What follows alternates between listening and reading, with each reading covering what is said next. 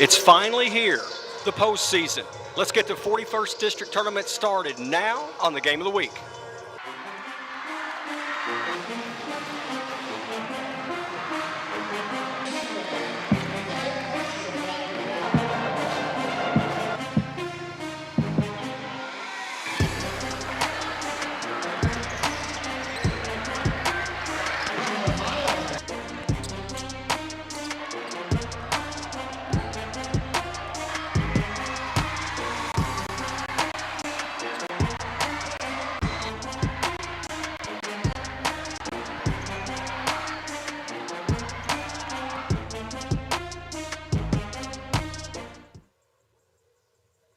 Two teams that have struggled the entire season can turn the whole year around with one victory tonight in the 41st District Tournament. Hello and welcome to the Game of the Week. I'm Glenn Waltrip, excited to be in-house as we start this postseason. Frankfort Christian Academy is new to the KHSAA. They have struggled a bit winning games, as one might expect, but they've competed, and they will make a whole year feel like it just started all over if they could knock off Western Hills in this district tournament. Western Hills is extremely young. They have struggled. They're inexperienced. But just like FCA, if Western Hills gets the win, the whole year starts over fresh. We've got a good basketball game on hand. We hope for you here on the Game of the Week. It's finally the postseason, and we're going to get ready for it in just a moment right here on the Game of the Week. Game of the Week is sponsored by David Tolles Auto Pro. David Tolles Auto Pro is open regular business hours and is dedicated to keeping you safe and back on the road with contact-free drop-off. Pickup and delivery is also available. Disinfecting nightly all areas. Following all safety precautions. Vehicle sanitizing service also available. Call 502-352-2988 or 502-352-2205. Here at David Tolles Auto Pro, we know if people are driving right now, it's only for the most important reasons. And if their car breaks down, we need to get it back on the road. At Auto Pro, we want you to rest assured that we're doing everything in our power to keep you safe. We follow all recommended COVID-related safety guidelines when handling your vehicle. Our lobby and facilities are completely clean and sanitized every night, and we have touchless credit card processing. We appreciate your trust in these difficult times, and we want to thank you for shopping local. If you have to take it to somebody, you can take it to us. David Tolles Auto Pro.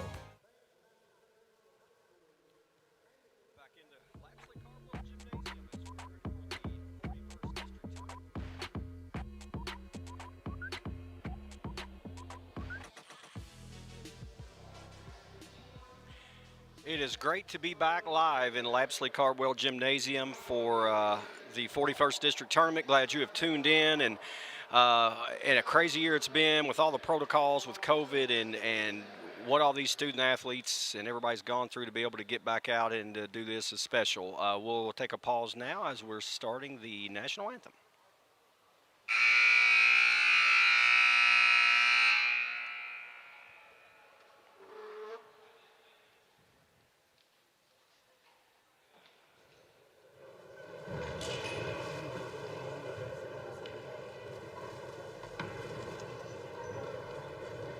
Ladies and gentlemen, this time I should please rise and represent the board flag. Privilege of my name was made possible by those who are and those who continue to fight for the freedom of individual. Let us honor and respect their efforts and our country with the playing of our national anthem. Oh, say, can you see by the dawn's early light what so proudly we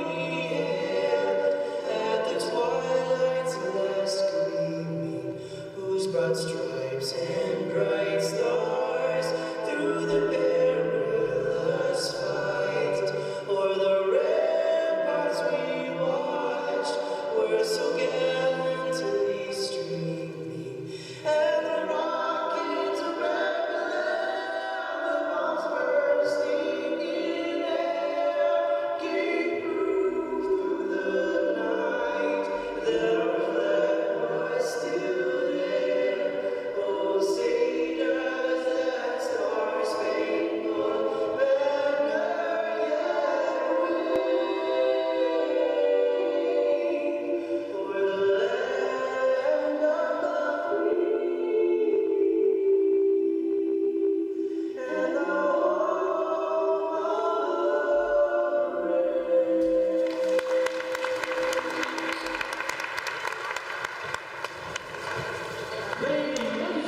So to sort of finish the thought, when you think about what everybody's gone through with this COVID-19 pandemic and student athletes last spring losing their season and all the protocols that are in place, and we can be upset about the fact this isn't a packed house with the student sections dressed up and the bands playing, and we miss all that. But we do get the opportunity to get some fans in the stands, to do this live and to see them play it out. And the Frankfort Plant Board couldn't do it. Cable 10 couldn't do it with a lot of special people. And, of course, David Tolles Auto Pro makes it happen for us. And we really appreciate what David and the staff do to allow us to get this privilege to bring you the game of the week. So let's talk basketball now. Frankfort Christian Academy, 5-10 on the season. Of course, they're new to the KHSAA, as we talked about. But they have really competed in that 5-10 record. Only one district game. They lost 59-32 to Frankfort High School. As one might expect, a very young lineup. But they will get after it. Todd Monroe's the head coach.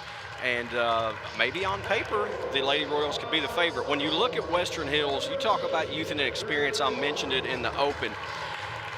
Now figure this out. They have one senior, 3 sophomores, 4 freshmen, 5 8th graders, and a 7th grader on the roster. Tonight, starting 3 freshmen, a sophomore, and an 8th grader.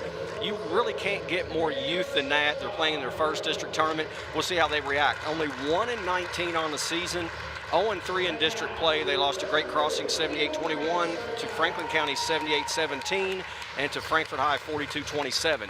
The winner of the game tonight moves on, of course, with the 5-team district now. It's a little different. So this is sort of the play-in game to what used to be the first round of the district tournament. This is the first round now. The winner will take on Franklin County tomorrow night right here at Lapsley Carbowl Gymnasium. Cable 10 will bring you all of the action throughout the tournament live, so if you're not one of the few that can get in the building, you can tune in on Cable 10. You can watch it on Facebook, YouTube. We're really, really glad that we've been able to do this year. I'm excited. It's my first time back in the building, and even though it's not everything we hoped for, it's still a lot of fun, and it is postseason play. So we're going to get it rolling here in just a couple of minutes. You're seeing the starting lineups for Western Hills right now. Run them down for you. As you can see there, number 33, Elizabeth Judy, a freshman, getting the start. Also, 21, Christina Ayers, a sophomore. Mackenzie Hellard gets the start, number 5, as a freshman. Sarah Ayers is an 8th grader, also starting, and Denise Waddell, number 15. That will be the starting 5 for Brandon Moravchik and the Lady Wolverines. When you look at Todd Monroe's Lady Royals, you've got Caroline Johnson, number 2, Caitlin Wallace, number 4, Clara Gross, number 10, Morgan Monroe, number 30, and number 13, Brandy Barnes, a sophomore, rounds out the starters. And of course, as you all probably realize by now, no more jump balls due to COVID protocol, but we're underway. Hills with the ball and on offense.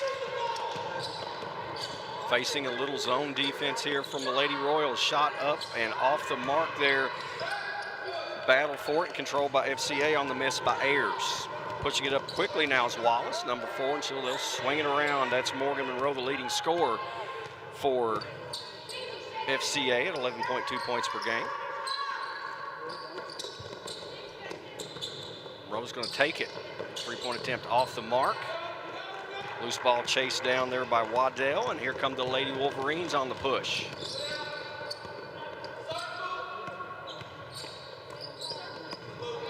Two-three zone. Hill's just working it around, trying to be very patient here. Ayers into the corner. 3 attempt is up and off the mark. And the loose ball kicked around as Ayers missed the shot. Christina Ayers, and she's got the ball back now for Western Hills. Sarah Ayers on the far side. That is Waddell, and they'll go high post there to Hellard, and they'll back out. Going to run a different offensive play against the 2-3 matchup. Ayers shot off the mark. Rebound controlled by Western Hills. Nice board by Judy.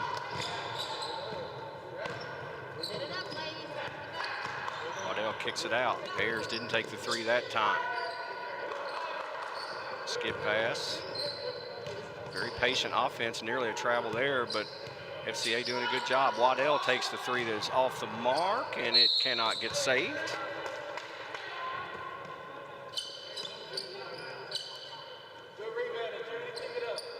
And there's a injured player down, and that is Barnes, Brady Barnes for FCA.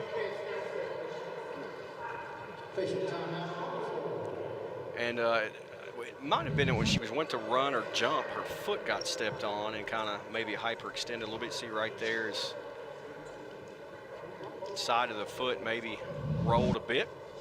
And we talked about David Tolles bringing all the action to you as our main sponsor. Of course, you see the replay sponsored by Whitehead Hancock, and another of those local businesses that means so much to our community. And you'll see a spot later on in this game, I'm quite certain, about supporting local community businesses and restaurants, and now more important than ever to do so. So we encourage you to go out to the people that choose to sponsor these local events and show them your support as they show the support to these high schools and the student athletes.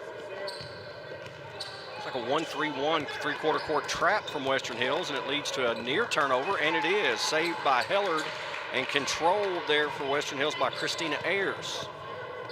Waddell up with it. Sarah Ayers didn't take the shot.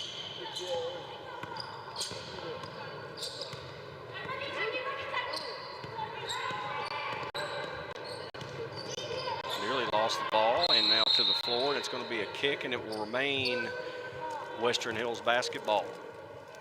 Scoreless as we're 2.5 minutes into this one. Both of these teams struggle to score, and thus far that is right down to the scouting report. Waddell into the paint. Christina Ayers on the bounce. Too high for Waddell, and there's a turnover, Western Hills.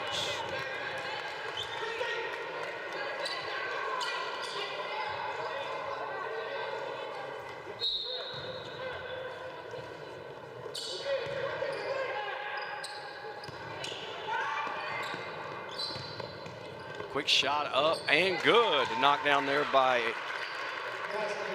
Sakota Wilder, who came to the game, number 4.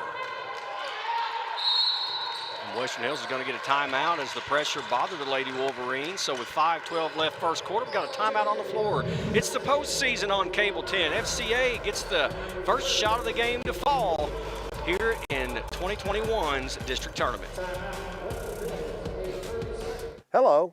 My name is Greg with the State Tree Service, the name you know and trust. Over the past 60 years, the State Tree Service has become a name people know and trust in Central Kentucky. From tree removal, pruning, and stump grinding to debris cleanup, we are always available with our 24/7 emergency services. A State Tree Service is licensed and insured, and our mission is to provide safe, quality tree care at a fair rate. Give us a call at 502-229-5258 or go online for a free quote. Wilder there gets the first bucket of the game, a 7th grader. And you see a lot of that out here. Both teams extremely young, but the future looks pretty bright in both these programs, playing so many young kids at the varsity level. There's a turnover. Up with it is Aubrey Ray. Check that, I apologize. That's Claire Gross.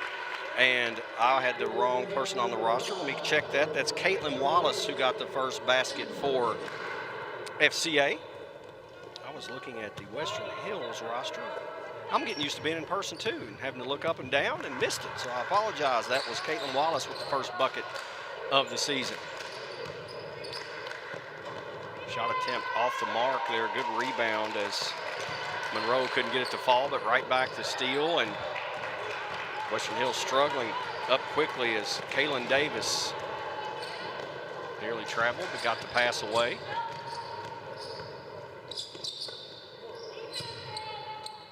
There's to Davis. Now Davis on the bounce. Shot off the mark too strong there by Waddell, and now nearly losing it, but controlling it is Frankfort Christian Academy. Monroe with it out top.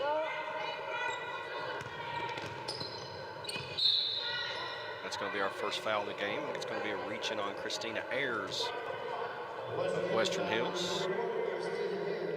So that first bucket by Caitlin Wallace for FCA to get us rolling here. She is the second leading scorer for the Lady Royals at 11.1 points per game. So she and Monroe really do a lot of the handle a lot of the scoring with 22 points per.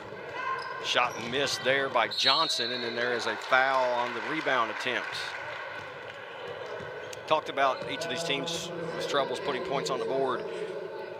25% shooting leads to 38 points per game for Frankfort Christian Academy that they put up per night, and Western Hills shooting 22% on the season and averaging 25 points per contest. So this could be a low one if you're looking at over and under.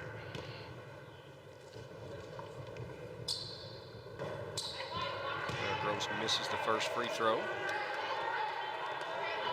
Junior for FCA.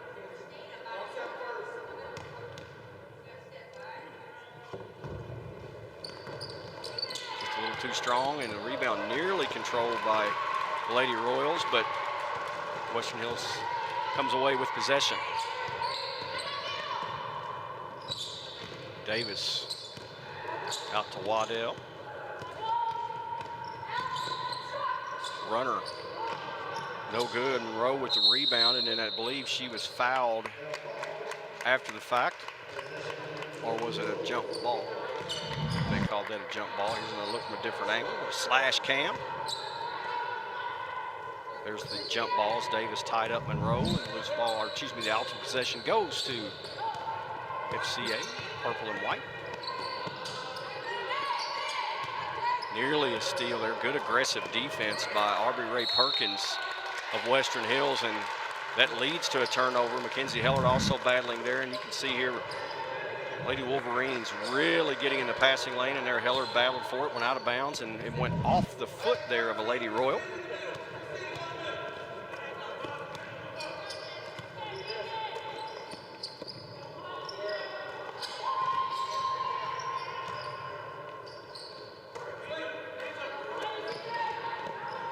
Entry pass knocked away. They attempted to get it down low to Hellard, and good denying defense.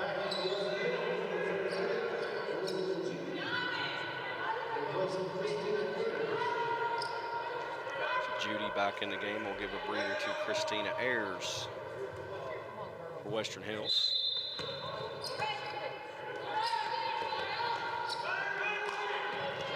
Perkins shot up, blocked, and it's going to be a foul. There were two defenders going up for the attempted block, and let's see who got the arm. The reach-in is going to go against number 10, Clara Gross. Will be her first foul.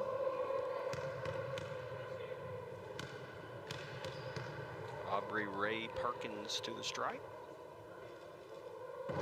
Western Hills is on the board.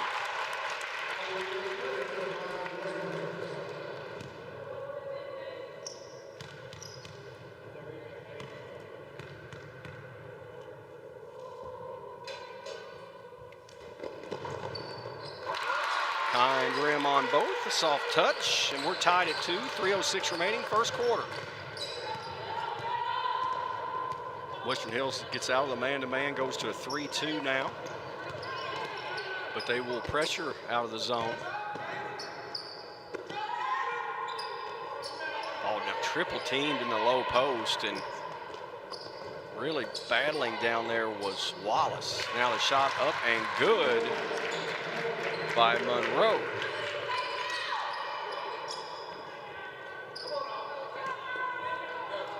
Leading scorer Morgan Monroe, senior, the only senior on the roster. The Lady Royals gets the bucket.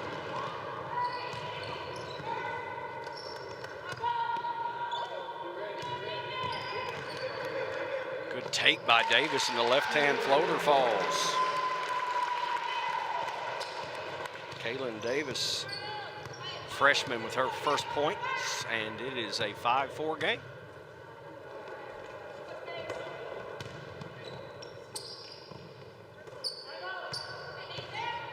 Rose going to back it out. Step in, shot up, and no good, as Johnson was looking for maybe some contact there, didn't get the call. Now Kaylin Davis pushing it up the left-hand dribble. Quickly for Western Hills, Waddell back to Davis. Davis drawing contact, shot blocked there by Wallace, and here come Lady Royals, and Wallace, after getting the block, lost the handle, and it went out of bounds. We'll go back to Western Hills. Defense here, Wallace coming over, helping out, and then just, as it happens, dribbled it. I think it might have hit her teammate on the foot and went out of bounds.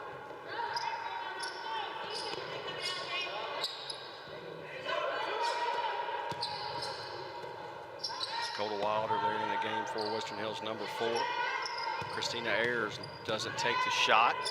Wilder will, and it is in and out. Battle for the board, goes out of bounds.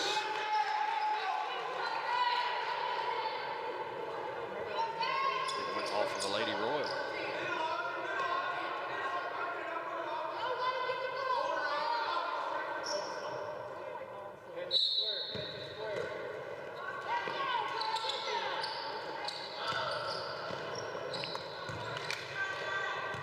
Try to get it down to the cutting Elizabeth Judy. It was knocked away.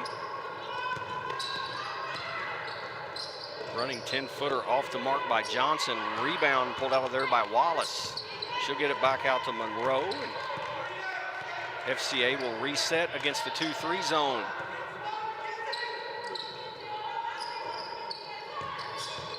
That's a double dribble. Jade Canterbury, the 8th grader, came in the game and put it on the floor, wanted to pass, decided to put it back down, and the referee was right there for the call.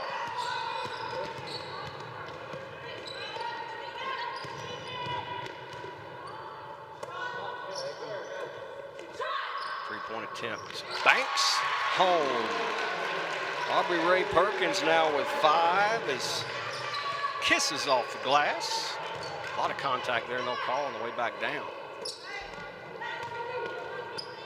All knocked away, good effort from Heller to get a hand in the passing lane. Waddell will come back in and give Perkins a rest. She gets a pat on the back from Coach Brandon Moravicek after scoring 5 points off the bench, the 8th grader, making her presence felt. Monroe turnaround in the paint, rims out. Well-designed play, got a good look, just didn't fall. Waddell, nice pass, a head shot blocked out of there. Hustling back to get a hand on it was Caitlin Wallace. Looked like this was going to be a layup for Wilder, and Wallace hustling back.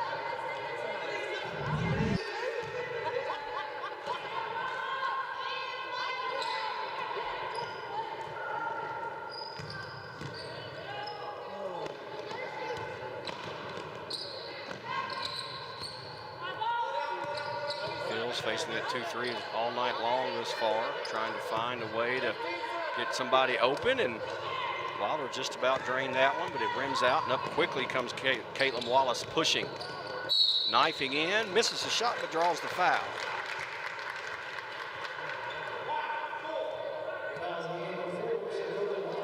I think they called that on Wilder, her first.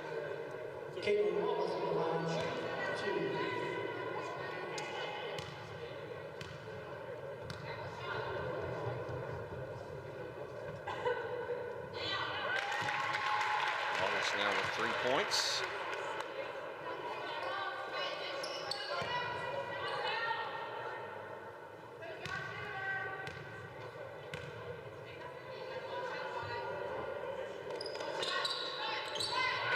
Nice looking stroke there on the free throws. Perfect in those 2, and it is a 7-7 game, nearly a turnover, and that's going to be a jump ball, and it will remain with Western Hills, but nice effort.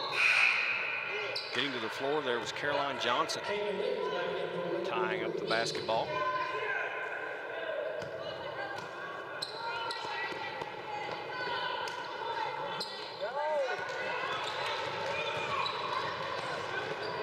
Losing the ball there was Caitlin Davis. The shot will not get away, and we'll finish the first quarter sort of just like we started. It started at zeros. Well, we're still tied. It's 7-7 at the end of one. 41st District Tournament first round. Western Hills and FCA on the Game of the Week.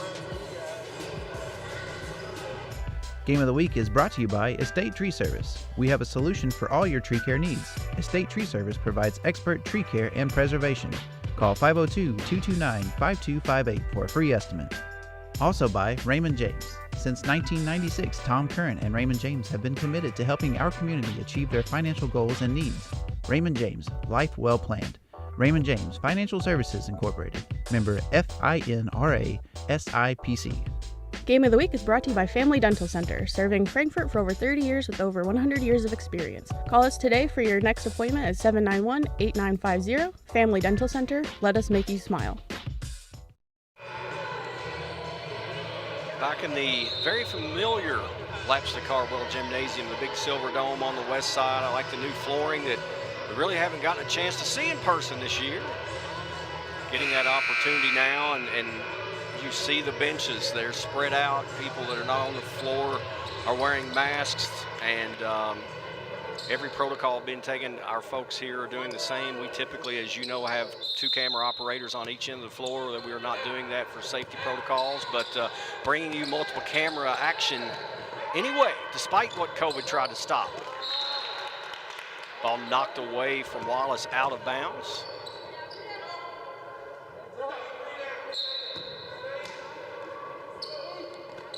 Western Hills 2-3 zone to inbound, and a nice play designed there and open and knocking down the shot was Clara Gross. I like that little set out of bounds. Shot off the mark. That'll be a jump ball, and it will stay here with the Lady Wolverines.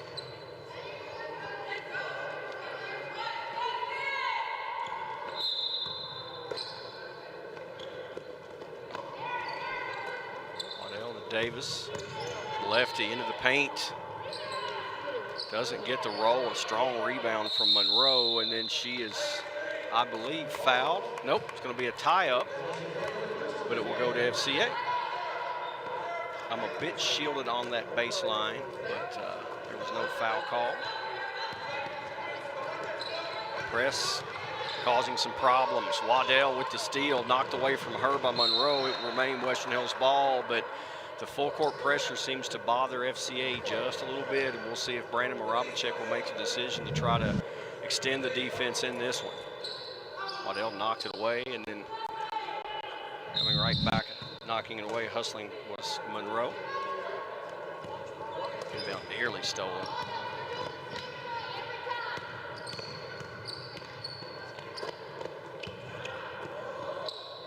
Lady Royals even in a zone trying to extend the passing lanes. Good at pass out there. Waddell can't finish.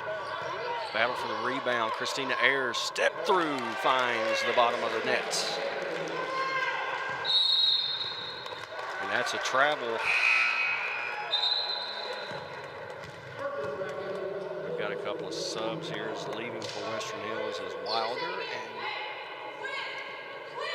I believe back in the game there was Aubrey Ray Perkins for the home team on the scoreboard and here at their home school. Rebound off the mark, and I should have said shot was off the mark. The rebound looked like it was going to be controlled by Western Hills, and Kaylin Davis had it go off her knee. And Heller will come in and give Davis a breather.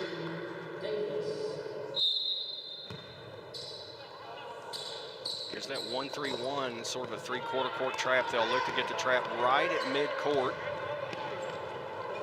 Nice job passing over the press, but then unable to handle it there was Gross. It goes out of bounds.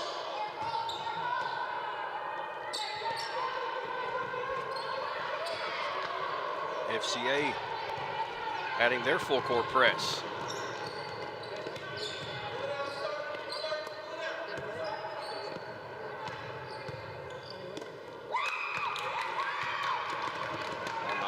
Crossover.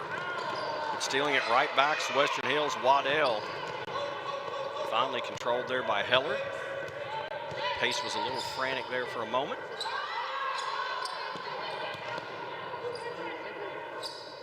Waddell, too strong right there with the rebound. Put back, glass won't fall. Good effort from Perkins. FCA pushes it up. Three-pointer off the mark. Wallace saves the ball in to her teammate. A nice effort there. Give both teams credit. They're playing extremely hard here in a 9-9 contest. And looked like there was some contact right there, but no call by the officials.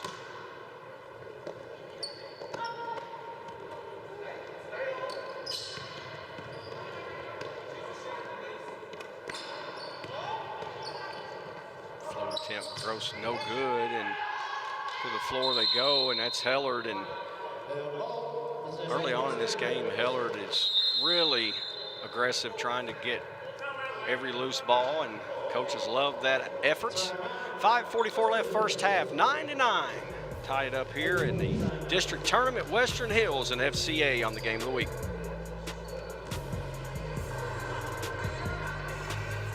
The Family Dental Center is open and serving Frankfort's patients in a safe working environment, following all CDC recommended safety guidelines. You can save 15% on implants today by taking part in the Dental Implant Contribution Plan to help make your care as affordable as possible. Visit tv.frankfortimplants.com for more information. If you have any questions, call 502-829-7541. Family Dental Center, here to serve you. Welcome back into the game of the week as FCA really getting their first experience in the district tournament. And you know, got to have some people step up, but one that has very well to step up was Caitlin Wallace. You see the bucket there. She had a couple of free throws, blocking some shots, making her presence felt as she is a junior and one of the only upperclassmen on either roster, and you would expect the upperclassmen to sort of lead the way when you get to tournament time, and that is what she's doing thus far.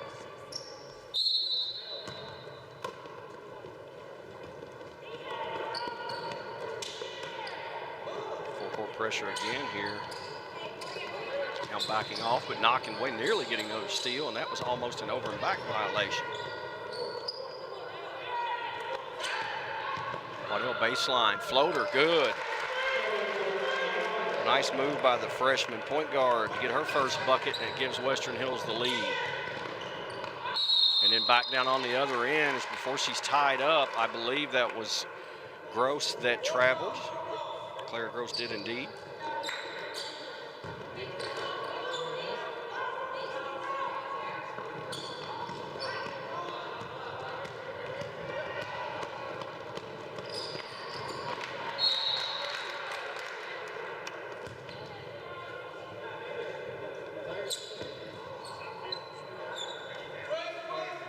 Odd place to inbound the ball right in the corner. You don't see that very often. Waddell tried to get it back. All she did, it was tipped away, but controlled back by her teammate there, Christina Ayers, now working around. And that shot missed by Sarah Ayers, but Waddell gets the long rebound.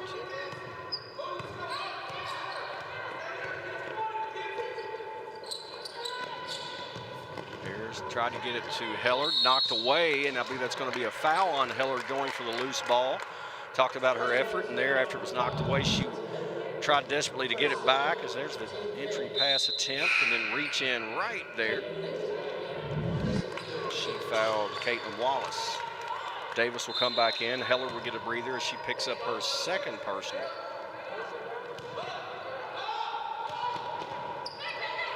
And that's an unforced error as the pass was a little too strong from Caitlin Wallace. Jade Canterbury couldn't get control.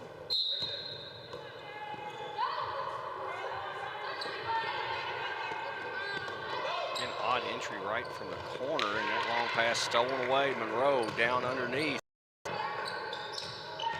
Johnson got it out. Now Monroe has it knocked away and then hits her hand out of bounds, and turnover to Western Hills.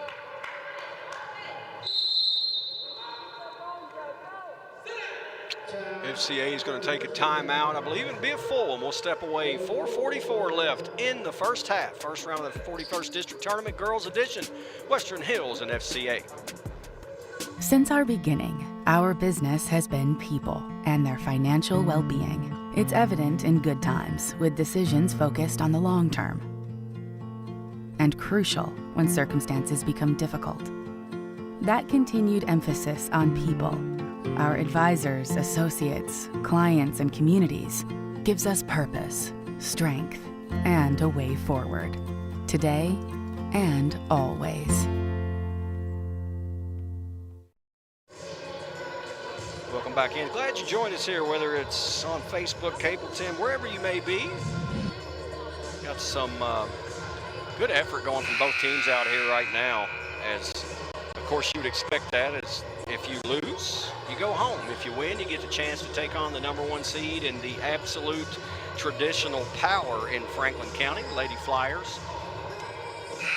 I haven't started my research on them for tomorrow night's game yet, but I think there's somewhere in about 6.5, maybe 7 seasons since they lost a district game in Franklin County. That's how long it's gone. I believe it's 7 full years that they have gone without losing a district game. So whoever wins this game tonight will have their hands full tomorrow night, but it's all about the opportunity.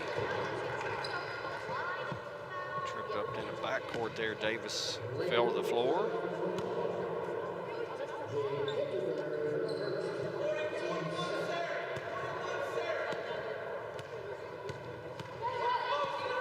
FCA has pretty much stayed in a 2-3 zone. They'll occasionally come flatten it out to a 3-2, and we see them occasionally, Todd Monroe will decide to go to a full-court press, but it has been almost exclusively been this 2-3 zone against Western Hills.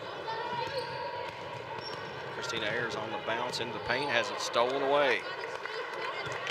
Claire Gross came up with it, now up quickly, and all sorts of contact, and then we're going to get a jump ball tie up between a pair of 21s. That was Canterbury and Ayers battling for it. A little contact there. I thought you might get the whistle. There was the jump ball, and FCA with it, and just taking it away there is Davis. Ripped it away from Canterbury.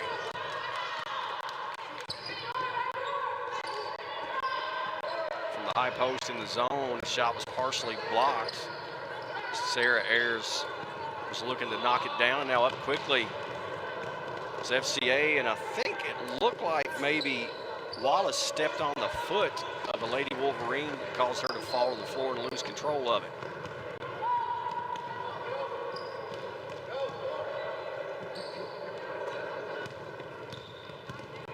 Waddell, rack it out now, reset. Wilder will take 3 off the front of the iron. A lot of pressure down there, just really getting after the rebounder and Morgan Monroe, and it went out of bounds and will stay with FCA. But look at this here, just swallowed up by 2 Lady Wolverines.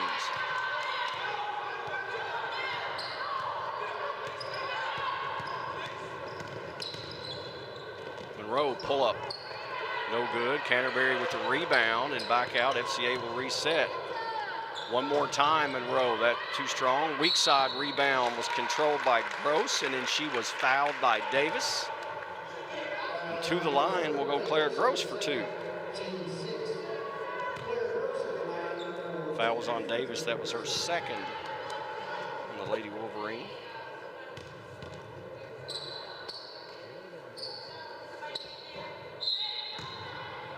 Claire Gross now 0 for 3 from the stripe. Elizabeth Judy back in the lineup there for Brandon Moravicek's Lady Wolverines.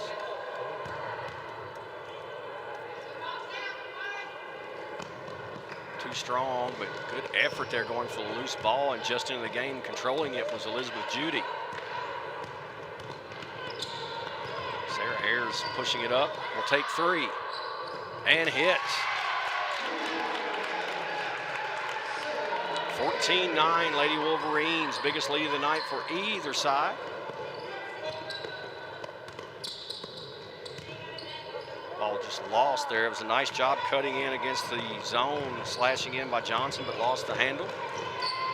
Monroe nearly stole it away from Perkins, but it will remain Lady Wolverines ball side out right in front of the FCA bench.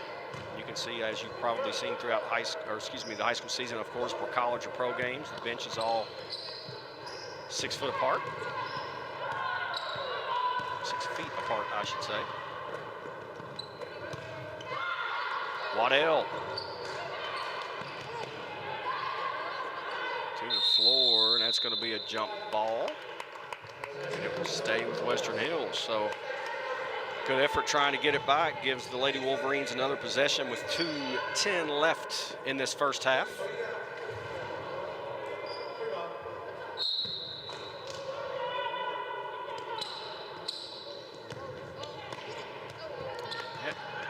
That's a backcourt violation. I thought it was. The official maybe paused for a second and then realized, yeah, it was hit on one side and chased into the backcourt.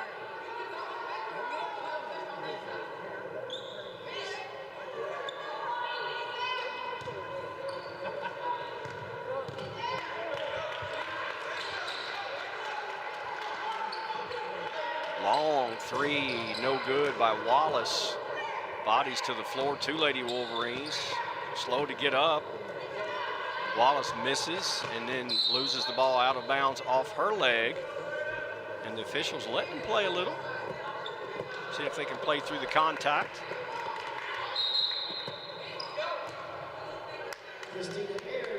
Christina Ayers back in the game, replacing Aubrey Ray Perkins for Western Hills. A 1-2-1-1 press here in full court from FCA. Ayers traveled. Good job of Monroe cutting in front of her, trying to get the steal, and it caused the travel. Monroe right there, actually almost got a piece of it, and then as Ayers controlled it, lost her footing. Waddell went for the steal, now the ball to the floor. Nice effort there from Wallace to get control out from the floor. The shot's missed, but up and in on the rebound is Caroline Johnson.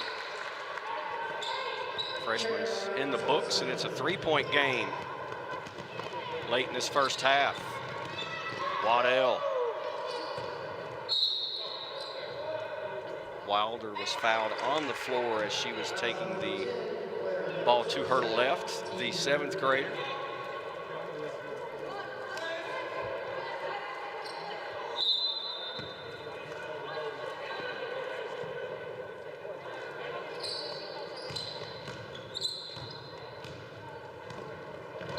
Had it knocked away by Monroe.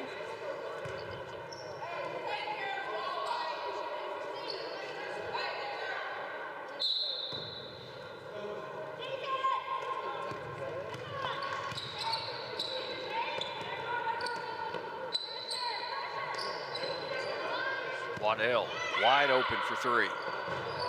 Off the mark. Rebound weak side by Ayers, blocked on the attempt back up by Wallace. And we have a foul on Western Hills. That will be against Elizabeth Judy. It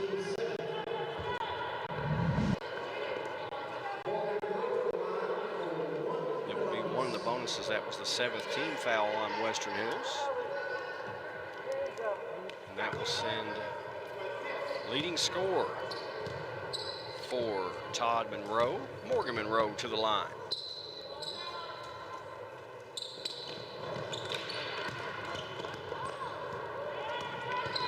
Under a minute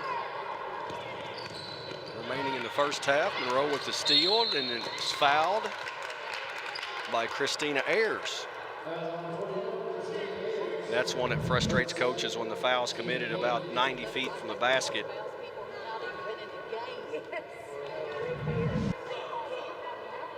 The Lady Royals a chance to go back to the line where we just were about 5 seconds ago. Morgan Monroe was shooting 1 and 1.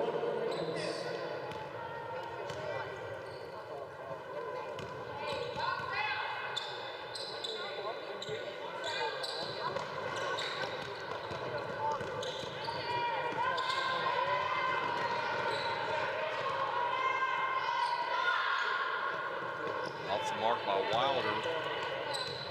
Rebound ripped away there by Johnson. Out quickly come the Lady Royals. Wallace to the basket, and she is fouled by Waddell.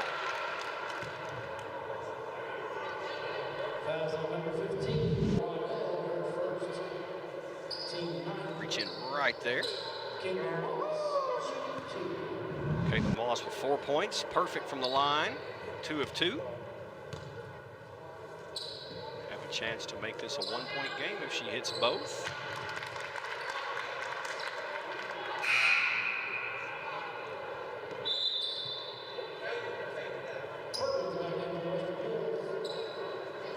Don't forget, this is the first night.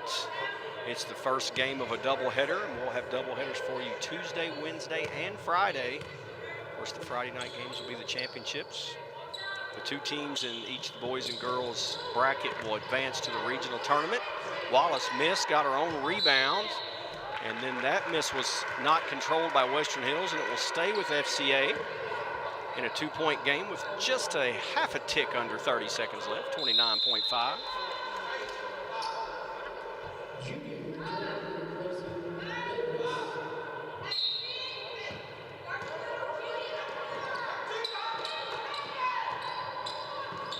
Wallace up and in on the give from Monroe. They tried to get Monroe the shot there on the left side of the hoop. She wisely found her teammate, and we're tied at 14.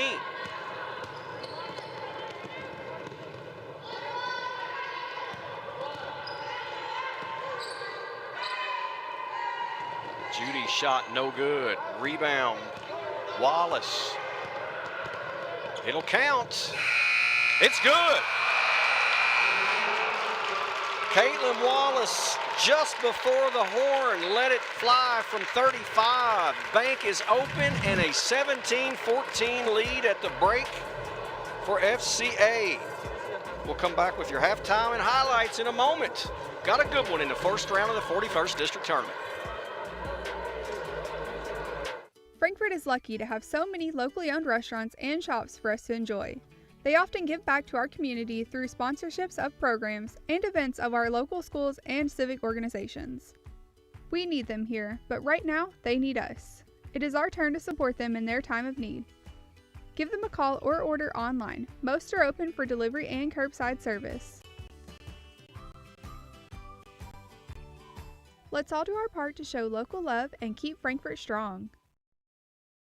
And that is a spot I've talked about earlier in the night, and I will do it one more time. Please shop local. Our folks around here need it more than ever. They do so much to help these student athletes play and get the economy going in our community. So get back out, support our local businesses and shops, and it means so much. So we're back at Lapsley Cardwell Gymnasium, and as part of the halftime show, we'll go to the Western Hills dance team. Enjoy.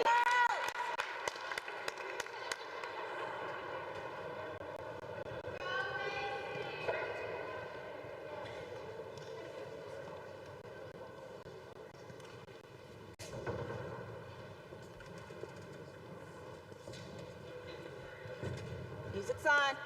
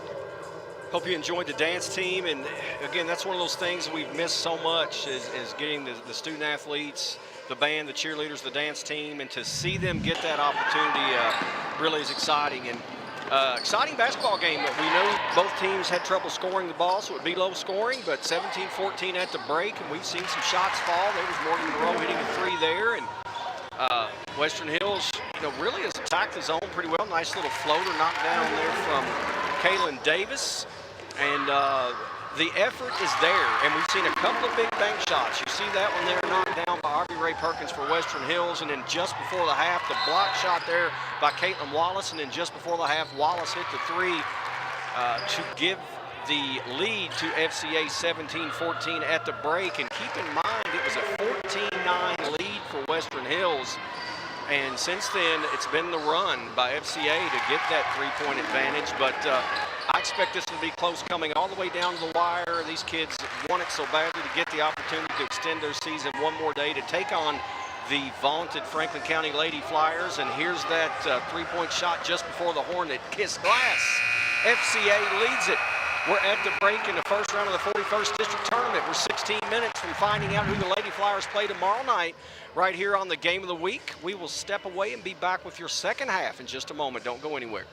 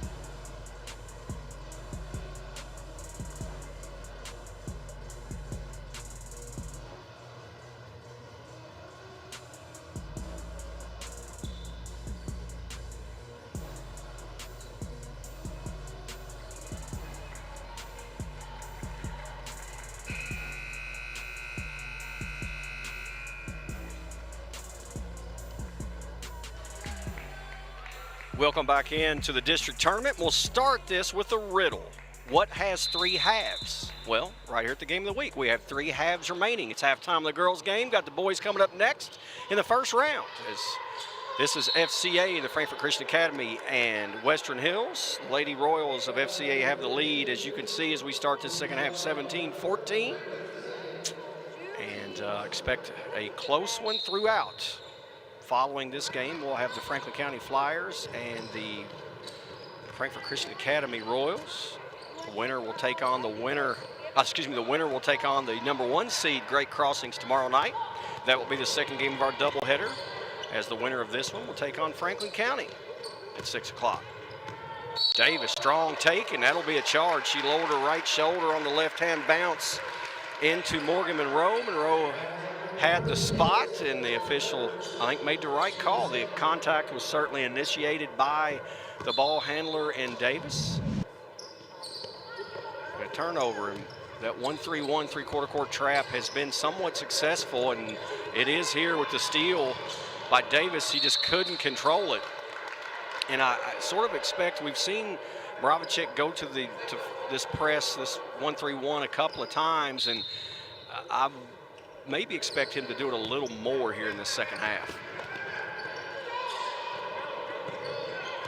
Wallace with a nice ball fake, left-hand dribble, nearly lost it. And just beating the 10-second count there is Morgan Monroe.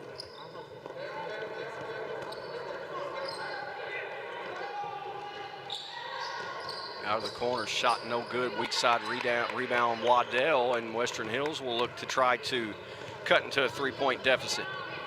Had a 5-point lead at one time late in the first half, but the run by FCA gives them the advantage. Davis misses the 3, ball to the floor, jump ball, and it will stay on that end of the floor with Western Hills.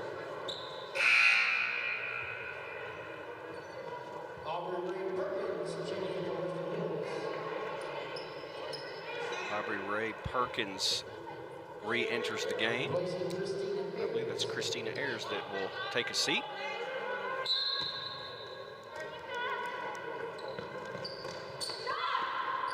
Shot up and missed there by Sarah Ayers. A nice inbound set.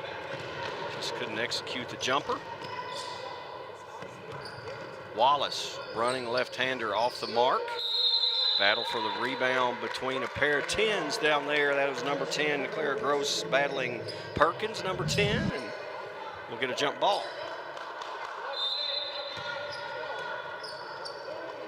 Saw Davis also there with a hand on it. Gross to the basket. That's a foul on Hellard.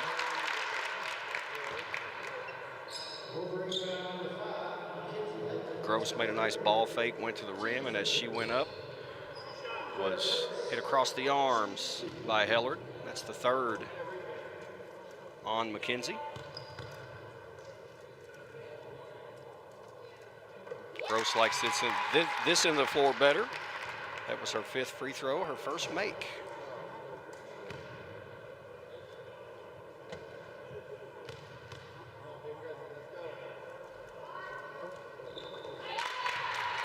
So those 2 free throws match the largest lead by either team in this one at 5 points. The 19-14 lead now. And it was 14-9 Western Hills. 10-0 run. Monroe tried to save the long rebound, but could not. It was out of bounds.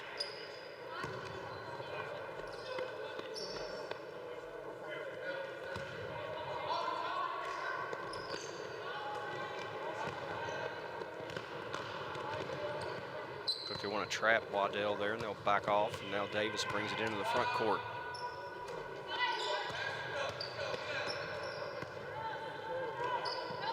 That was nearly a travel, no call. Heller tried to get it inside, stolen away by Wallace. Nice pass up ahead to Gross. Too strong off glass. Wallace hustling down again, gets the rebound.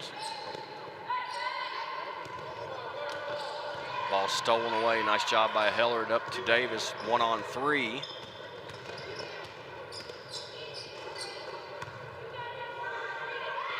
3 balls short by Ayers. Gets her own rebound, can't get it to fall. It's Ayers with 2 good looks. Now Waddell takes 3 off the mark. Nice rebound. Hellard no good. And finally Wallace gets the rebound for the Christian Academy, but that was 4 opportunities there for Western Hills. And now a turnover as Monroe was trying to get it ahead to Canterbury, and the pass was low and out of bounds. Dakota Wilder in for Western Hills now.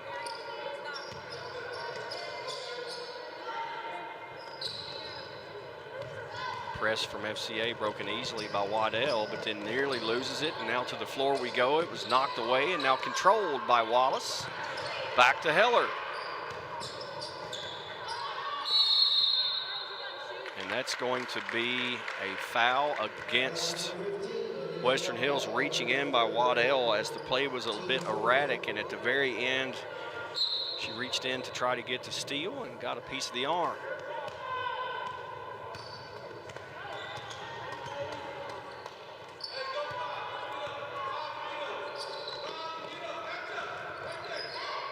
Wallace tried to get the entry pass. A nice job by Heller to steal it away, but right back comes FCA. Monroe no good. And to the floor they go. As we talk, both teams don't fill it up as far as points per game, but you won't find 2 teams with more effort right now, I think, playing than they are. Just every loose ball, there's 2 or 3 players hitting the floor, and they certainly want to extend the season one more night, both teams. Davis thought about going left, now right, then left, and then that'll be a foul out front against Jade Canterbury.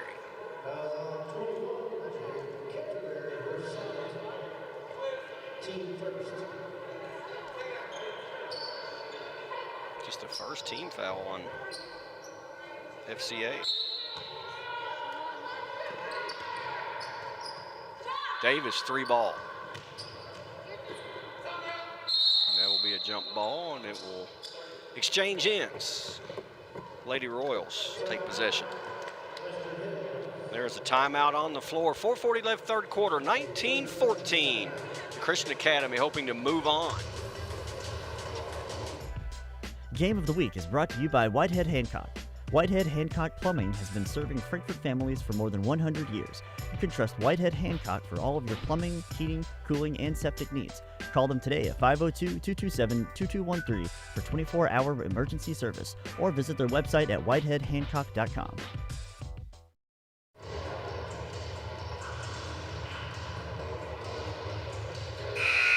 One team will advance. One team will see the 2020-2021 season come to an end into this one.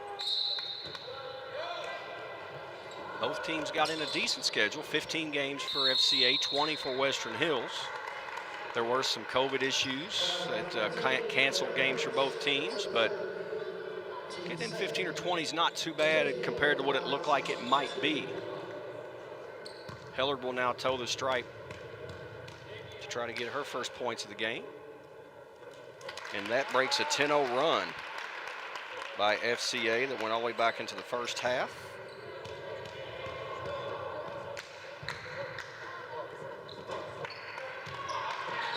Long rebound, Wallace chases it down, and then she either traveled, yes she did, I was gonna say she traveled or walked, but it was a travel. Travel or fouled, I mean, sorry.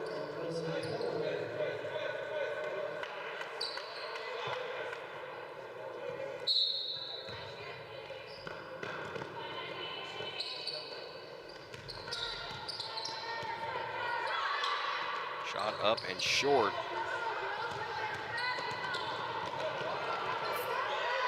The floor they go. Wilder to Perkins, who looked like there was a foul. No call. The officials blow the whistle here as it will be a foul. And Robacek wanted it called earlier. I think he felt like it happened right as she put the ball up there, but I don't think that was probably a foul that they missed. I think he got it right, but then the next call they did get correct, and Dakota Wilder misses the first.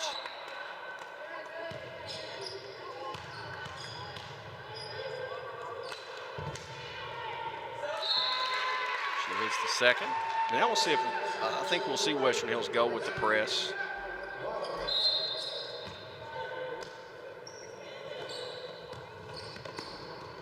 Here's the 1-3-1. There's the trap they wanted, and it leads to a pass that is stolen away. Davis, strong to the basket. That's a charge, no doubt. A really nice job after committing the turnover by Caroline Johnson, getting back on defense and holding her ground, and that is an easy one.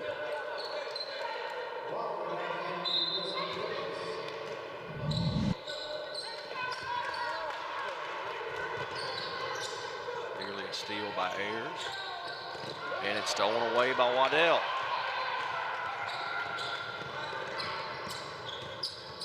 Bring it back out now, this three-point game. And that's going to be a foul. That's an effort play by Clara Groves. She was trying to jump the passing lane, and a nice job by Waddell doing something that a lot of players don't do, which is going to meet the pass. And as she stepped up to get the pass, as she's been taught, there was contact, as that will lead to the foul. Gracie Chappell now into the game. 8th grader for FCA, getting her first action.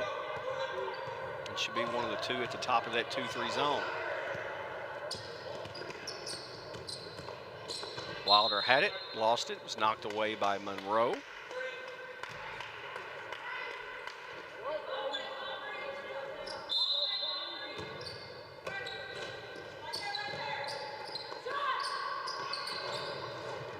Waddell misses out of the corner. Hellard weak side rebounds.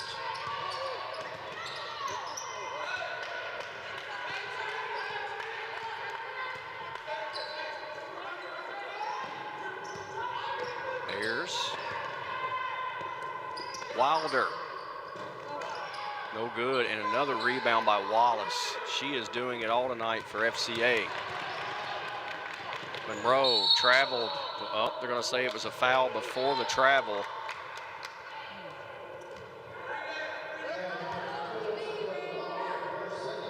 That's the 6th team foul on Western Hills, the 2nd on Wilder, so that could be something to keep an eye on, as FCA is going to go to the bonus from now on. 3 off the mark, rebound Wallace, and the putback.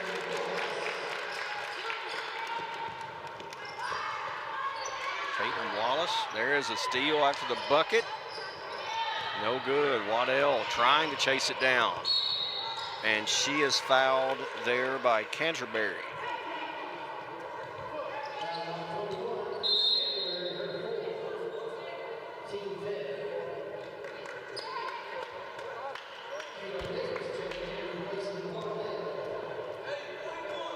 That's the 4th on Canterbury, so she'll have to be careful here remaining in the game. Good entry pass to Hellard. Shot too strong, and it went out of bounds off of a Lady Royal.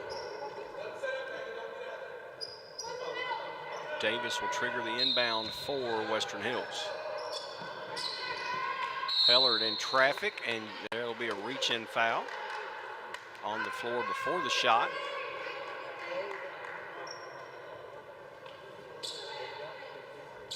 Oh, there is. They're saying it was on the shot. Foul was on Caroline Johnson. Be her first foul.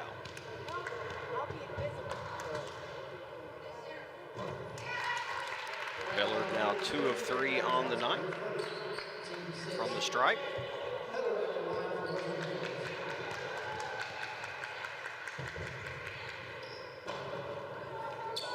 Good position there from Ayers, gets the rebound, misses the shot.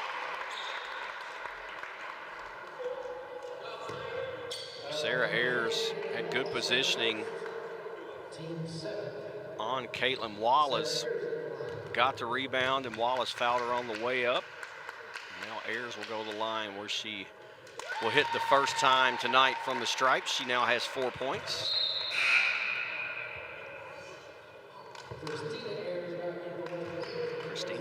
back in the game. Now Sarah Ayers will try to make it a 2-point game. Unkind rim there.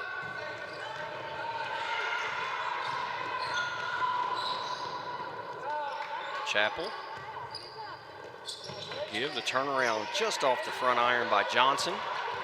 Wilder pushing it up. And then it is taken away by Monroe. And then Ayers takes it from Monroe. It's a jump ball, and it will stay with FCA.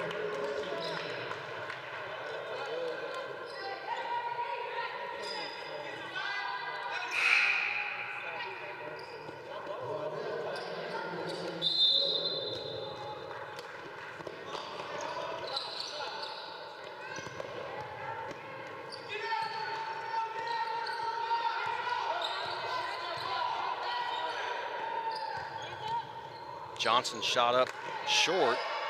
Ayers on the rebound, and I don't know if it was Chapel or Johnson that committed the foul, and it was Caroline Johnson trying to get her own miss, committing the personal foul.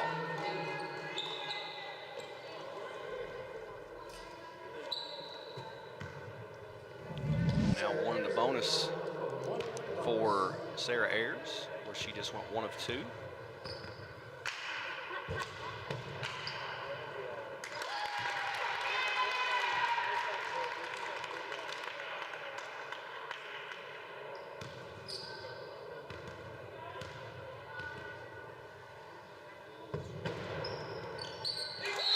Them both. Ayers now has 6 points, and it is a 1-point game, 21-20.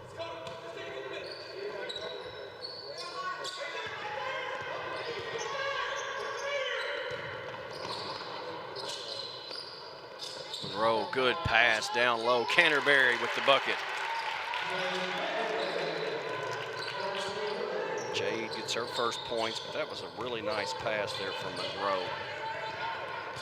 Now they're looking to get a trap as FCA. Ayers avoided it nicely.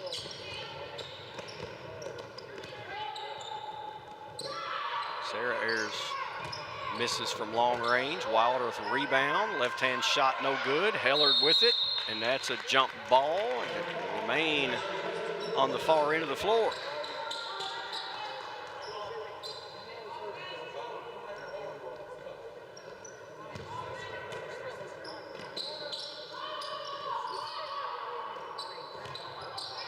Wilder couldn't find the mark. Weak side rebound was controlled by Monroe, and now Wallace brings it up. Johnson to Chapel. Chapel shot good off glass. Check that back. That is not Chapel. I apologize. That is Sutherland. I've twice tonight been on the wrong roster. I apologize. Brianna Sutherland gets her first basket. Next shot up and good by Johnson.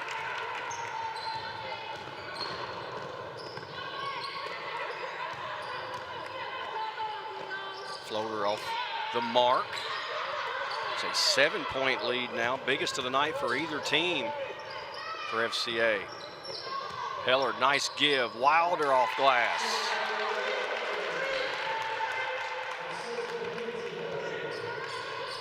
That basket by Sutherland a few months ago, a 7th grader getting a bucket in a 41st district tournament game.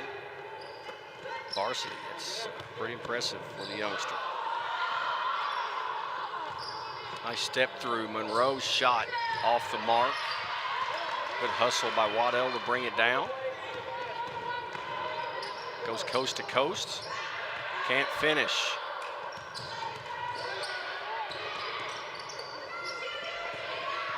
Three seconds left.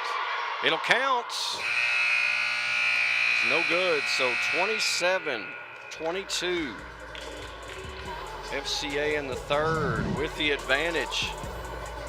Sharing the basketball as they go to the break. You see the last 3 buckets right here as first was knocked down there, and then nice running shot by Johnson.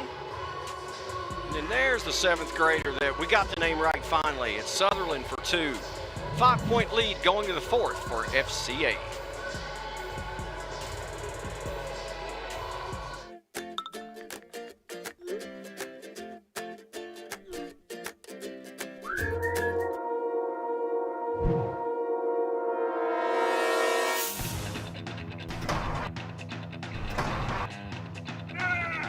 Call David Tolles Auto Pro for all your automotive needs. Don't let your car keep you from making important plans. Take it to David Tolles Auto Pro, 515 Duncan Road and 1348 Versailles Road. Welcome back into Lapsley Cardwell Gymnasium. It's the first night of the 41st District Tournament. The winner of this one will play tomorrow night right here in this same spot against the Franklin County Lady Flyers.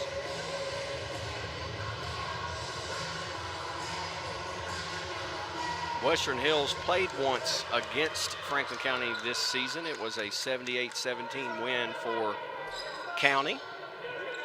FCA did not play the Lady Flyers this season. Their only district game was against Frankfort High. But if FCA can hang on the final 8 minutes, they will get an opportunity to take on the reigning district champion, reigning regional champion, Franklin County. Wallace thought about taking the three, didn't, gives to Monroe, who hits. Monroe has 6, and the lead matches the largest of the night, 7 points, but I think the clock did not start. So they'll probably take, 10, 15 seconds off? Only 4 seconds are off right now. Are they going to leave it that way? They will. 7:56 to be exact. Full court press from FCA. Wilder in a bad spot there in the corner. Wisely throws it off the leg of Monroe. And that is a young lady. We talked about the 7th grader scoring there earlier in Sutherland for FCA. That's a 7th grader with a wise move, throwing it off the leg. Now Wilder gets it and hits.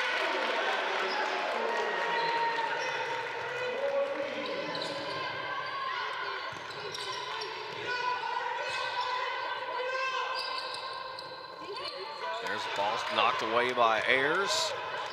Controlled by Perkins. Going at Wallace, and that'll be a foul on Wallace.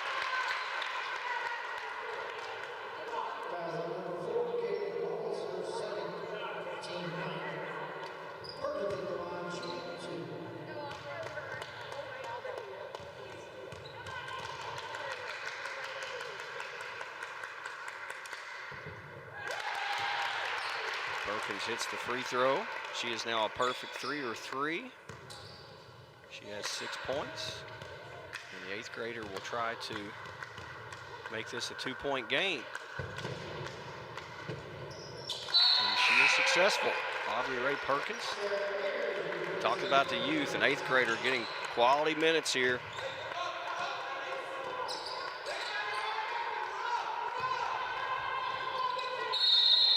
That's an over and back. Oh, travel. Thought it was going to be an over and back, but the official says nope, traveling.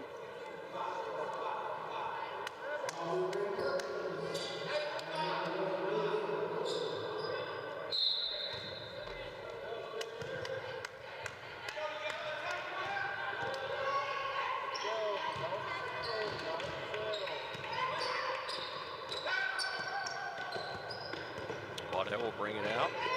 Ayers, Wilder.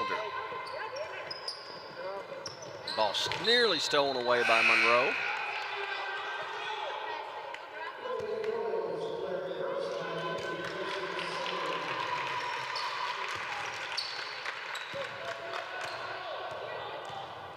And you look at what this game could come down to is the shots off the mark, but Ayers gets the long rebound. It won't fall. One more time.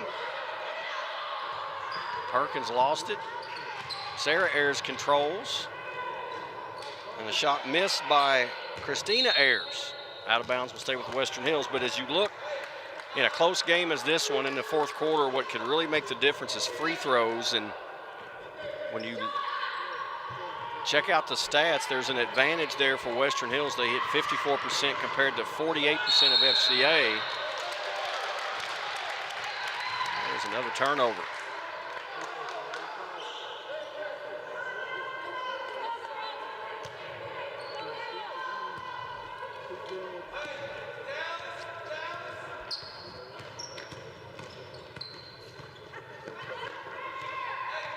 With the exception of a couple times pressing, FCA has remained in a zone throughout this contest. Entry pass, Ayers, good.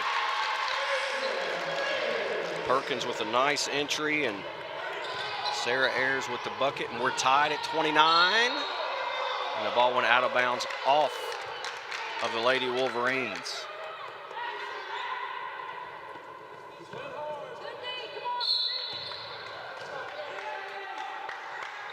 Run and jump trap opportunity here from Western Hills. FCA handles it. Wallace shot up with the left hand, but while she missed, she will go to the line, as that's going to be a foul. I believe it was on 15. Waddell. Kaylin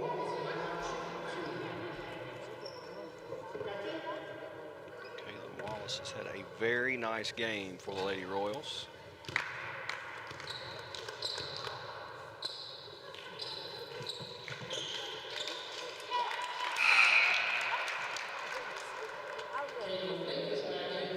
Wallace now 3 of 5 from the line.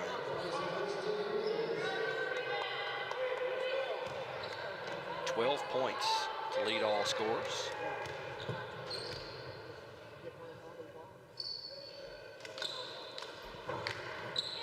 It's the shooter's roll there. Now full court pressure, but Waddell handles it easily and up quickly. Wilder takes 3, shot blocked by Wallace.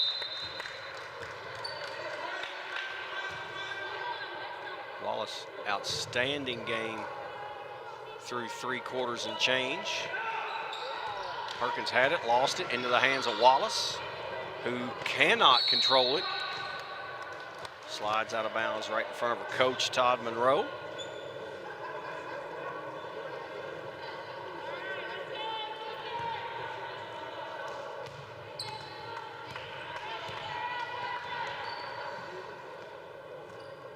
Davis, no good from the right wing. Wilder knocks it away from Gross, but it will remain with FCA.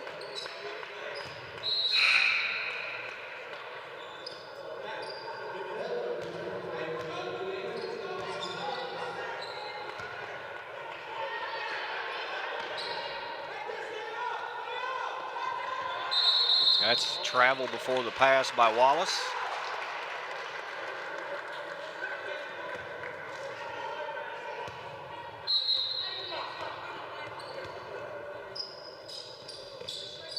Quick sub there as Davis back in after a quick breather, replacing Heller.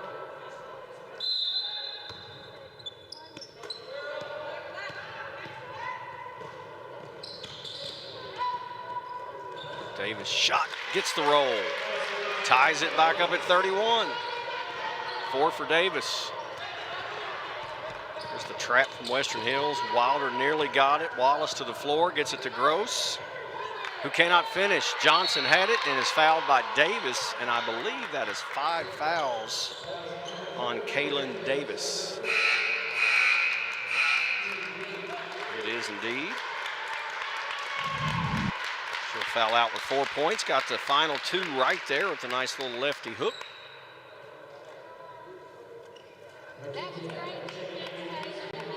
Right back down and was at the end of this play, and we'll see her set the final 5:27, getting the foul right there. That's a tough look as she was sort of going for the loose ball.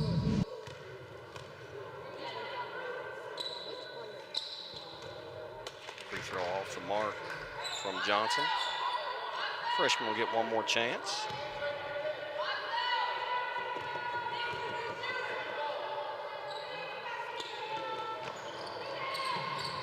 Good. All the way after the rebound to the basket was Sarah Ayers, and she will draw the foul.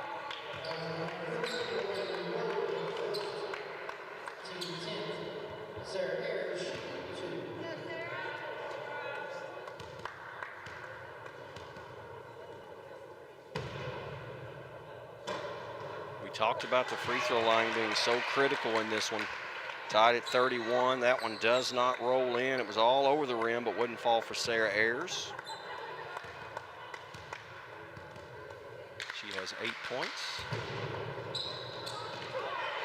Both times, a lot of iron, but would not fall.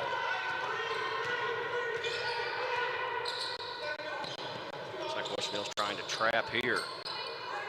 Gross, long 2-point shot is good. 6 points for Gross, and the lead back to 2. That was a carry or a double dribble. It was a double dribble indeed.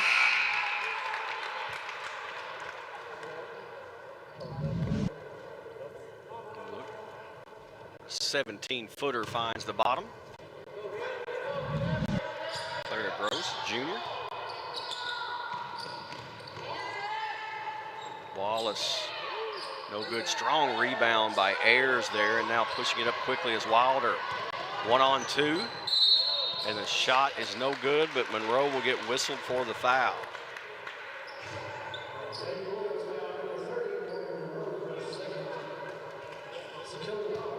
Second on Monroe. 7th grader gets the friendly bounce off the back iron.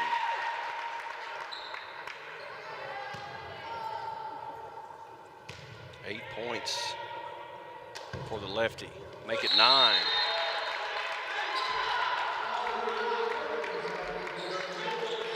And we're tied again at 33.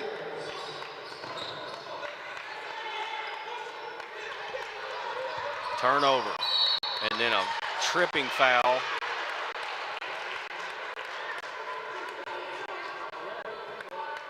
And I think it was on Gross, it was. That will be her 5th. She finishes with 6 points. So both teams have one player that have fouled out of the contest. Davis for Hills, and now Gross for FCA. And Waddell misses the first of 2.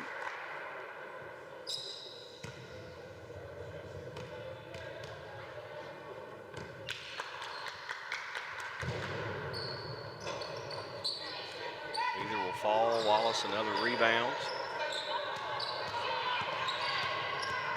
Monroe tried to get it down inside there to Sutherland, and it was stolen away, and then Sutherland knocked it away, and now we'll go to the floor. Nope. Nice job saving it by Ayers. But the ball finds the hands of Wallace, who has it knocked away by Wilder.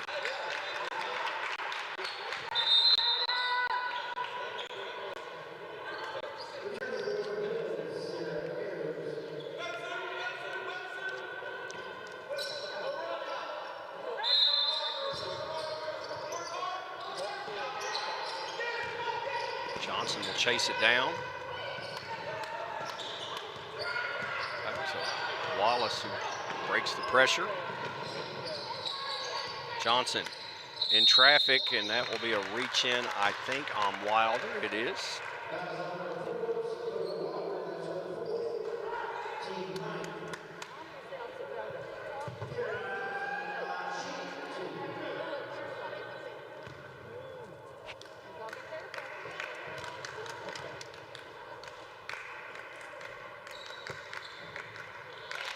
A lot of iron, but it falls. Johnson now 1 for 3 from the charity stripe.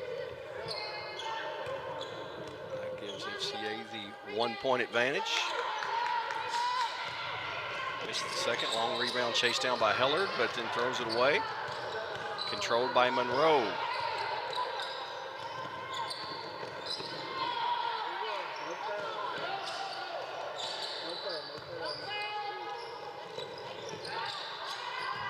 Ball knocked away by Wilder.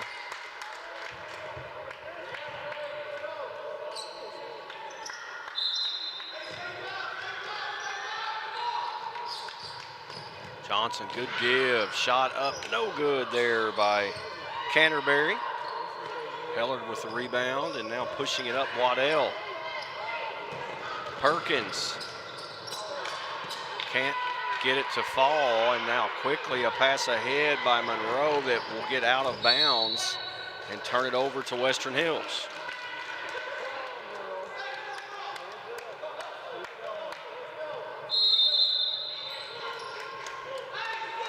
There'll be a timeout on the floor. We'll see who took it. I think it was FCA. It was. 3:37 left. 34-33. Got a good one in the first round of the 41st District Tournament. Game of the Week is sponsored by David Tolles Auto Pro. David Tolles Auto Pro is open regular business hours and is dedicated to keeping you safe and back on the road with contact-free drop-off. Pickup and delivery is also available. Disinfecting nightly all areas. Following all safety precautions. Vehicle sanitizing service also available. Call 502-352-2988 or 502-352-2205. One of these teams will get the opportunity to take on Franklin County tomorrow night. The other will see the season come to an end, and right now it's anyone's guess who it might be. Western Hills and FCA in a 1-point tight one here. Again, this is just a reminder, it's game 1 of 2 tonight. The next game will be the FCA boys team taking on Franklin County's Flyers. And tomorrow night we'll continue with the winner of this game taking on Great Crossings. And counties, I've mentioned, have said tomorrow night on the girls' side, and then we'll just keep on rolling into Wednesday with our other first-round game, or what would technically be a second-round game now with 5 teams in the district, and the championship games on Friday night. There's a steal, and then right back into the hands of Hellard.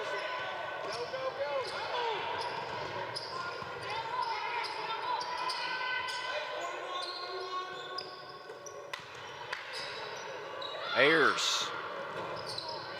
Hellard. And that was out of bounds. I thought it was off of Hellard. The officials are going to get together and ask for help. Oh, the clock didn't start, maybe.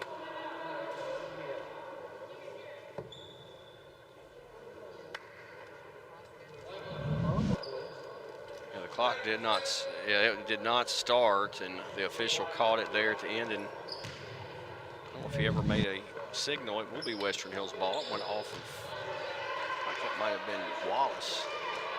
Inbound, Waddell. No good.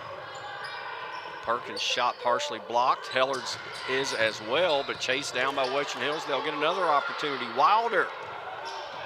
Back iron, gets her miss. And then she traveled, just couldn't get her footing.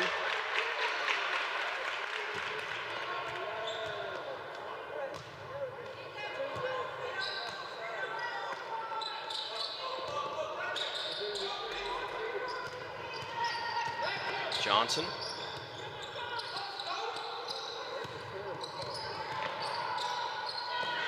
Canterbury didn't pull the trigger. Monroe to Johnson. Nearly a steal by Wilder. Canterbury ball fake, didn't take it. Now it's knocked away by Ayers, and it will be Western Hills ball.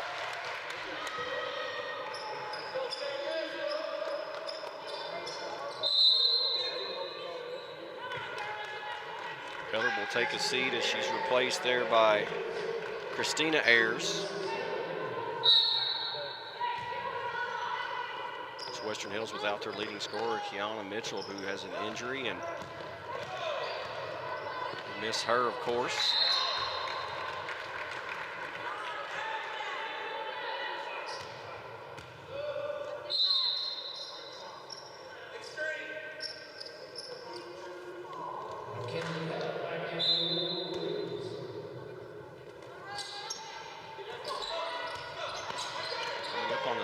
Mark of regulation. Ball stolen away by Perkins, and then Wilder had it go off her leg out of bounds. FCA ball.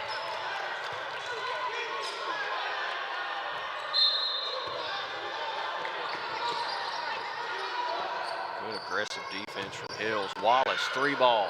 Big shot by Caitlin Wallace. Now a 4-point game, 2 minutes remaining. Wilder lost control, goes out of bounds, and it will stay with Hills. I think maybe they're saying it was touched there by Monroe of FCA.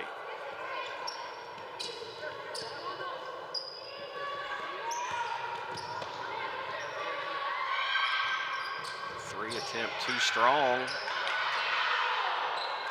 Good effort. Wilder shot blocked there by both Monroe and Wallace. Johnson tried to get it ahead to Sutherland. It was taken away by Waddell.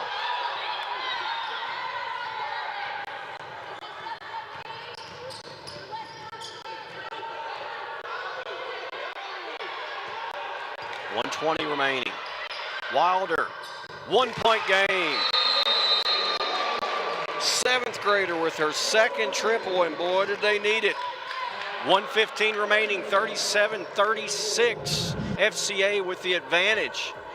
Wallace with this three, but answered right back by the 7th grader Chapel, as we have us a good one going in Lapsley Carbwell Gymnasium in the district tournament.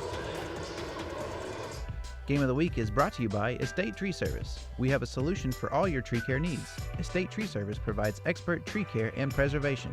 Call 502-229-5258 for a free estimate. Also by Raymond James. Since 1996, Tom Curran and Raymond James have been committed to helping our community achieve their financial goals and needs. Raymond James, life well planned. Raymond James Financial Services Incorporated. Member FINRA SIPC. Game of the Week is brought to you by Family Dental Center, serving Frankfort for over 30 years with over 100 years of experience. Call us today for your next appointment at 791-8950. Family Dental Center, let us make you smile. Dakota Water hit a huge three right before the timeout to make it a 1-point game. We expect it to be a close one, and it has not disappointed. Here's another look. The 7th grade lefty finds bottom in a tight spot. And with 1:15 remaining, these two teams separated by just a point. And a steal on the inbound. Perkins, and that'll be a foul on Caitlin Wallace.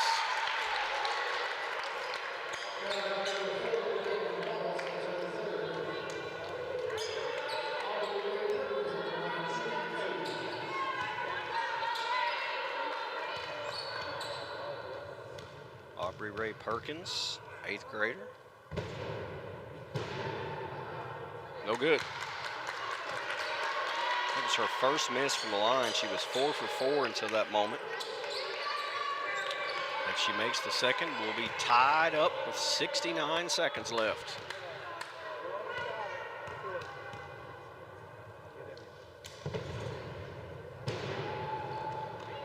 Kind bounce off the back iron.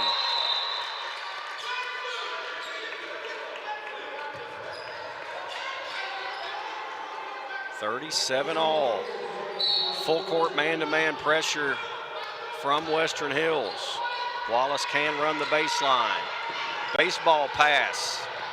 Canterbury. Too strong off the glass.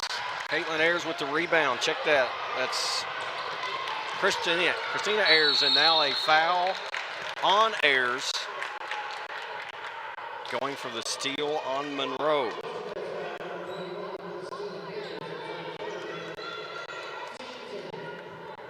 10th team foul on Western Hills. They will shoot 2. Something to keep in mind is only 5 team fouls right now on FCA.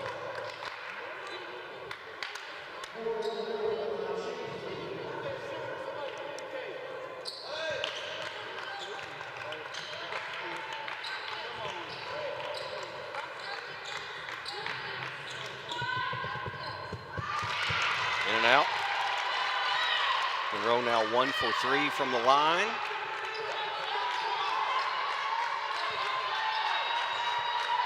And not a big capacity on crowd due to the COVID protocols, but a loud bunch in here as they know what this one means to both teams. Monroe hits the second, and it is a 1-point lead for FCA. Under a minute to play. Out of the corner, the three partially blocked, but right into the hands of Sarah Ayers, and that will go on Canterbury.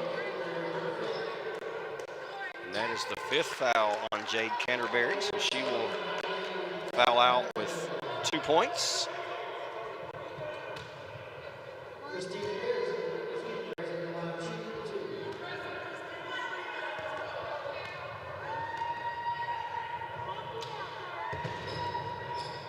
Calmly hits the first to knot it at 38.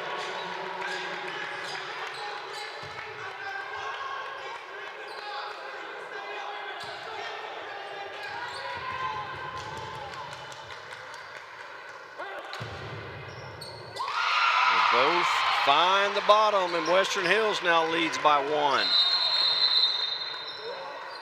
And the clock.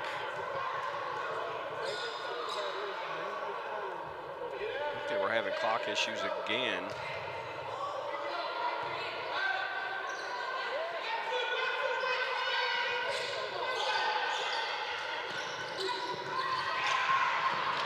Ball knocked away there as Barnes had it, lost it. Now Hills with the 1-point lead and the ball. Waddell, too strong. Good rebound by Heller, 3, Ayers. Wallace had it and is tied up by Perkins, and it will be Western Hills ball. Two teams that have struggled all year, and you can tell they want it badly as FCA's Todd Monroe is going to take a timeout. 29 seconds left. 39-38. Hills. Seesaws on top, and talk about offense streaming. We've had some nice three-point shots, and kiss off the glass there for Perkins. Ayers on the pull-up. Rattles one home. And then Wilder, the 7th grader. She's got a couple of them. FCA not to be outdone. Wallace has a couple. One of hers was right before the half. That one more traditionally instead of off glass. One more from Wilder is 39-38 game with, as we said, the winner moves on and get one more shot at Franklin County. The losing team will see their season come to an end.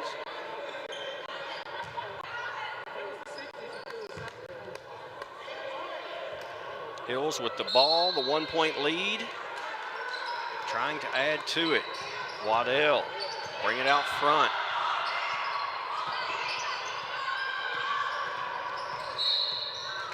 And that's going to be a reach-in foul on FCA, and that will now put Hills in the double bonus. FCA just a few moments ago had their 15th foul. He picked up quite a few quickly. Now Waddell to the line. She is 0 for 2. Rims out.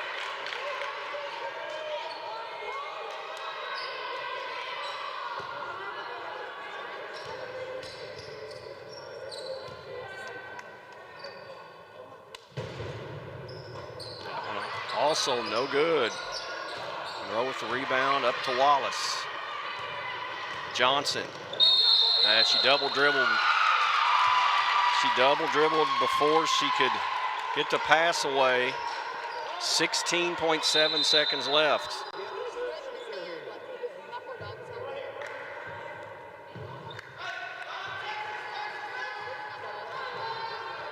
Christina Ayers will trigger the inbound.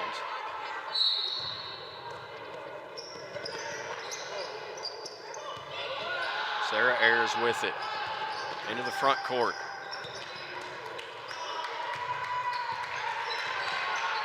Christina Ayers back to Waddell. 5 seconds left. They've got a foul. And there it is with 2.5 seconds left. FCA maybe went a little long before getting the foul. I think Coach Monroe felt like they might have committed a foul a few seconds earlier and didn't get the whistle. Waddell now 0 for 4 on the night from the stripe.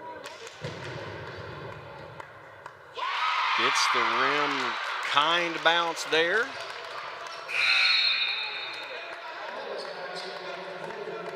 This free throw will make it a 3-point game if it falls. FCA has enough time to get it up the floor for maybe a long heave.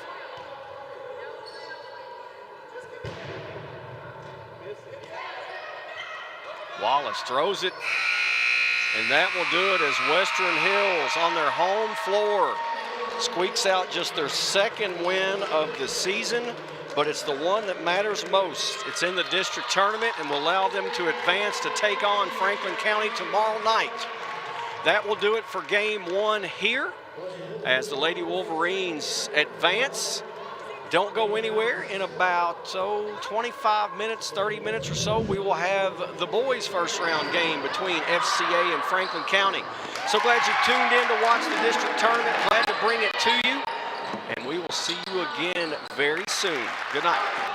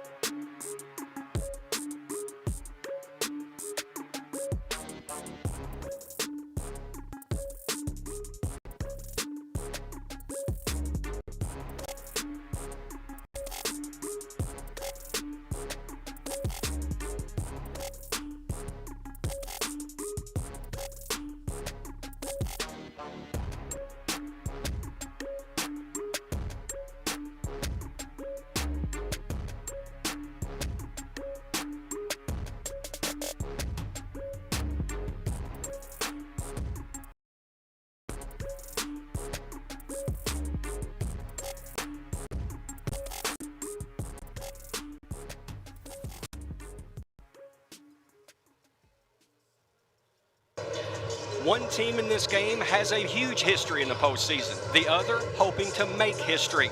It's the game of the week. It's Frankfort Christian Academy and the Flyers of Franklin County in the 41st District Tournament, starting now.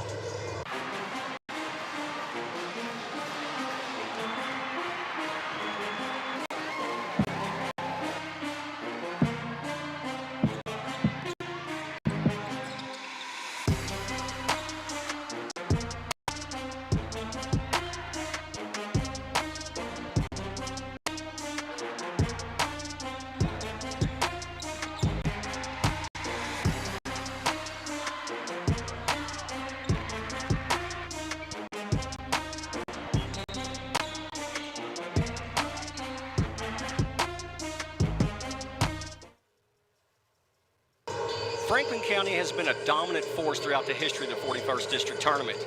They've won almost more titles than all the other teams combined. But they look to make a run in the tournament this year. They're going to have to get a win over Frankfort Christian Academy. Hello and welcome to the Game of the Week. I'm Glenn Waterpenny. You heard about the Flyers. Franklin County, that huge history. They've won so many titles. This is the first opportunity for Frankfort Christian Academy to really get a district win, and you know they won it very, very badly. These two teams met earlier in the season. Franklin County got an easy win. But, hey, that was last season, right? This is the postseason, and it starts now. We'll be back with the start of the 41st District Tournament first round game in just a moment on the Game of the Week. Game of the Week is sponsored by David Tolles Auto Pro. David Tolles Auto Pro is open regular business hours and is dedicated to keeping you safe and back on the road with contact-free drop-off. Pickup and delivery is also available. Disinfecting nightly all areas. Following all safety precautions. Vehicle sanitizing service also available. Call 502-352-2988 or 502-352-2205. Here at David Tolles Auto Pro, we know if people are driving right now, it's only for the most important reasons. And if their car breaks down, we need to get it back on the road. At Auto Pro, we want you to rest assured that we're doing everything in our power to keep you safe. We follow all recommended COVID-related safety guidelines when handling your vehicle. Our lobby and facilities are completely clean and sanitized every night, and we have touchless credit card processing. We appreciate your trust in these difficult times, and we want to thank you for shopping local. If you have to take it to somebody, you can take it to us. David Tolles Auto Pro. Back into Lapsley Cardwell Gymnasium as we're just about set for our second game of the night, but it's the first of the tournament from the boys' side as Franklin County takes on FCA.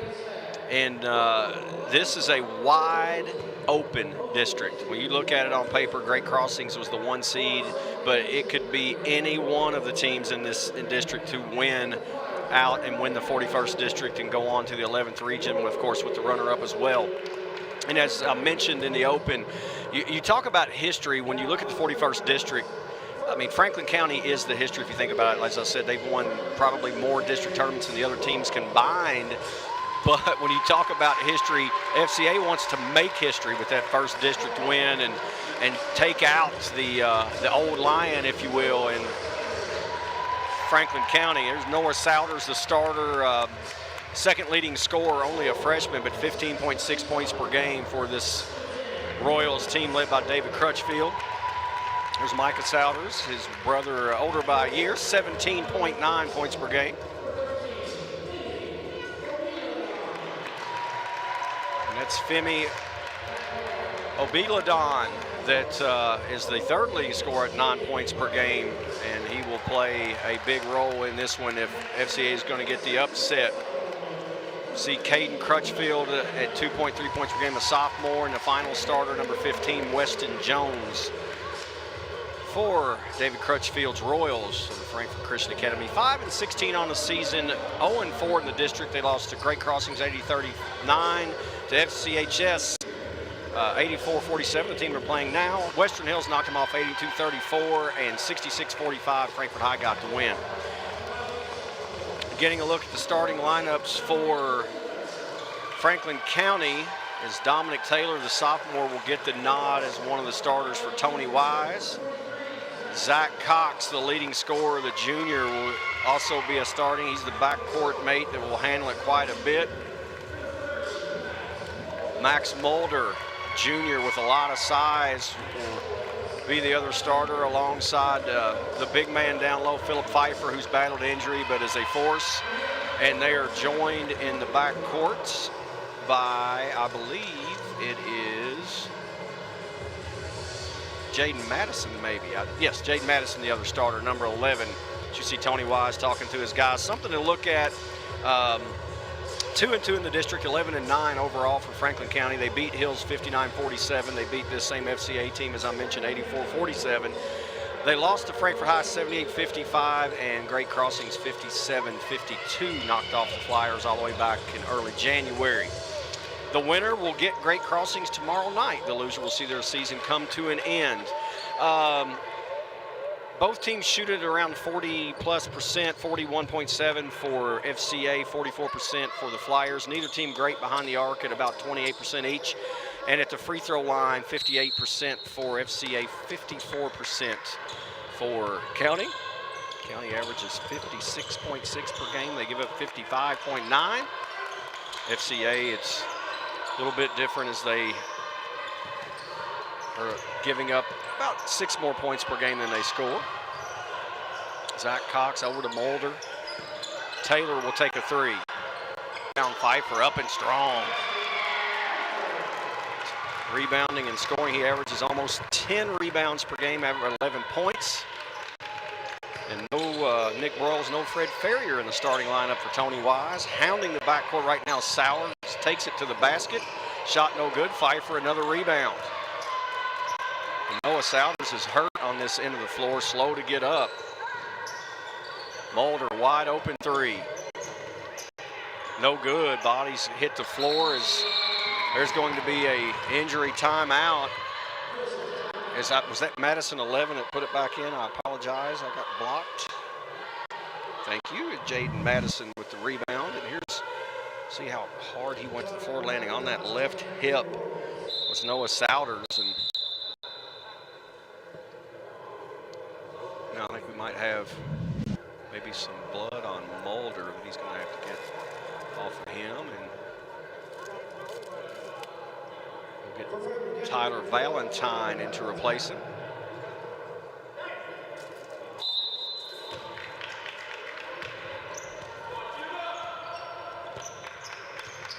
Connor McIntosh in point guard. Down low in Weston Jones. Turnaround no good.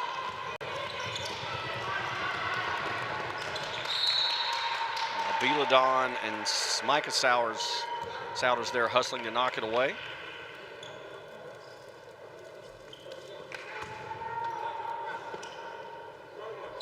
Pfeiffer tries to split the defenders, and Beladon did not commit the foul. Good job there, and up quickly to Souders. Pull up, Pfeiffer in his face, no good. Okay, Valentine control it to his teammate. Zach Cox will take a 3. In and out. Weak side rebound. Valentine to Madison. Nice job there by Tyler Valentine to not only get the rebound, but quickly give it to Madison for his second bucket. Shot out of the corner by Souders. No good. Weak side board controlled by Valentine. He threw it off the head of Beladon to regain possession.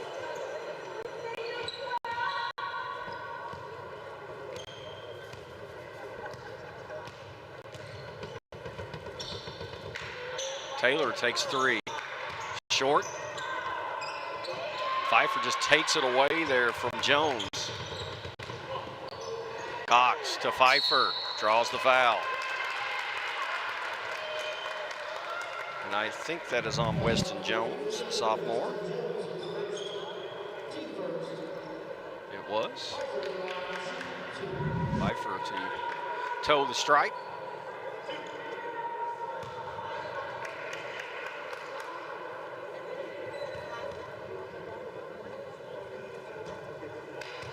Throws too strong. Souders will come back into the lineup. Noah Souders, that is. Places Connor McIntosh.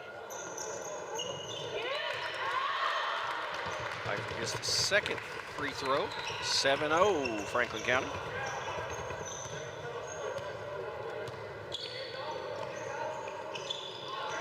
Pfeiffer knocks it away, and it went off the hand of Jones, so Nice defense from one of the better defenders in the state in football, Philip Pfeiffer, and just transitioned right back over. It's just like a county football game right now, up 7-0 after a possession or so. Good effort there from Souders, battling with Jones, and it will lead to a tie-up and a turnover to FCA.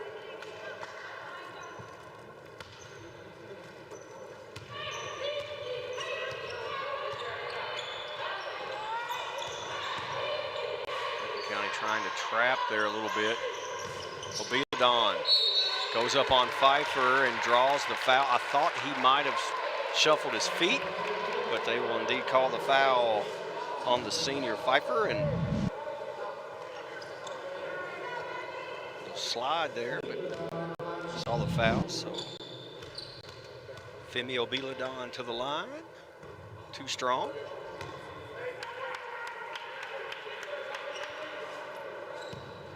David Crutchfield hoping to see some magic here in this first round game and get FCA what would be a signature win, historic, over Franklin County. Would be a big upset that would resonate throughout the state. Right now trailing 7-0. Taylor shot short again. He's taken a couple and just can't quite get it over the rim, and there's a foul. It looks like away from the ball, and that's on Weston Jones, I believe, and that'll be 2. And for a team that doesn't match up size-wise very well with Franklin County, that hurts to have Jones pick up 2 quick ones.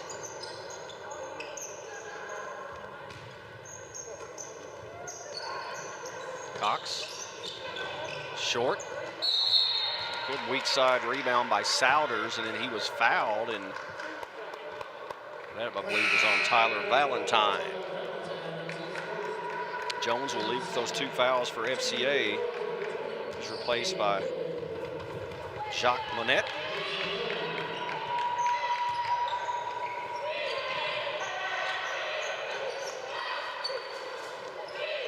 Souders 3 all over the rim, but wouldn't go down. It's a steal. Shot up and good. Nice effort there from Caden Crutchfield to get FCA on the board about halfway through this first quarter, just over half.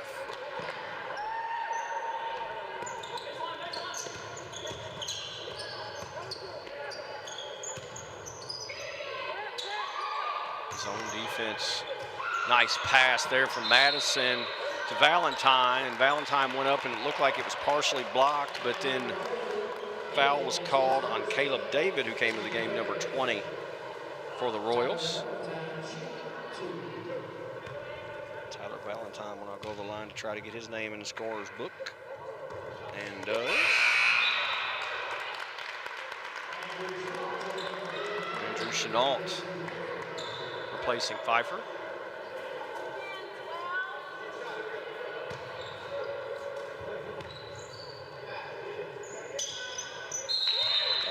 Gets both. And now he'll get a breather as Mulder replaces him.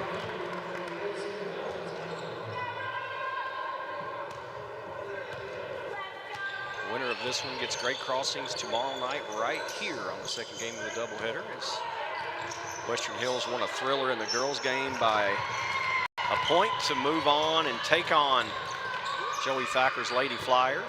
Cox no good, rebound Madison, and he's just going to the glass.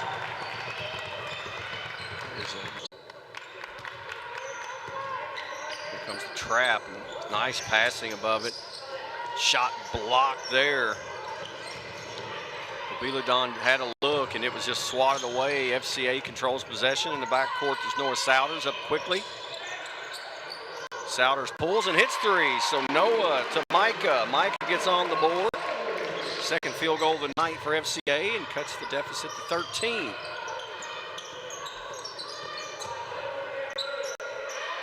Mulder skip pass. Broyles give to Chenault. Left hand off glass. Good ball movement there from Franklin County. Ball nearly stolen. Obeladon dribbled off his foot but controlled it. from Souders, and he will just continue to pressure. Now here comes the trap, and Obila is fouled by Chenault.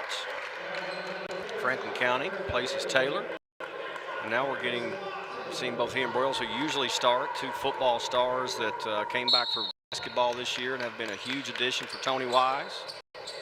Both of them in the game now, along with Mulder, Chenault, and Atkinson picks up a quick second foul.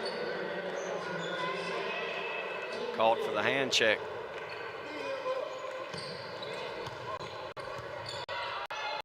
There's a bad pass and stole by Broyles. Off glass, Atkinson rebound, no good. Controlled there by David, and up quickly is Souders.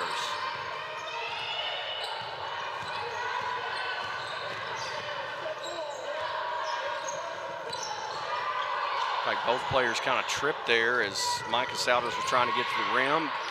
Up off glass, no good, but loose ball finds Caden Crutchfield, and he finds the net. His fourth point, 20-7 Franklin County. Broyles to the rim. Straight line drive, nobody cut him off, and Nick gets his first bucket. Souders pulls, no good. Mulder rebound, weak side, 23 seconds left. Ferrier, he caught the pass and tried to give it to Broyles, and that's sort of a flip from what we saw on the football field. Broyles so many times over the years found Ferrier for long passes and touchdowns, and there Ferrier was trying to get it to his QB1 for a layup. It led to a turnover. Speaking of turnovers, nearly won there by FCA. Final 15 seconds of the first quarter. Souders, baseline, no good. Bielade kept it alive, battles for it, comes up with it. 5 seconds left. Souders got away with the push-off. No, he did not.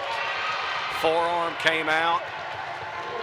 He didn't like the call, but that was a good one. You could see it. He was going to his right. His left forearm got extended into the chest of Brandon Atkinson right there.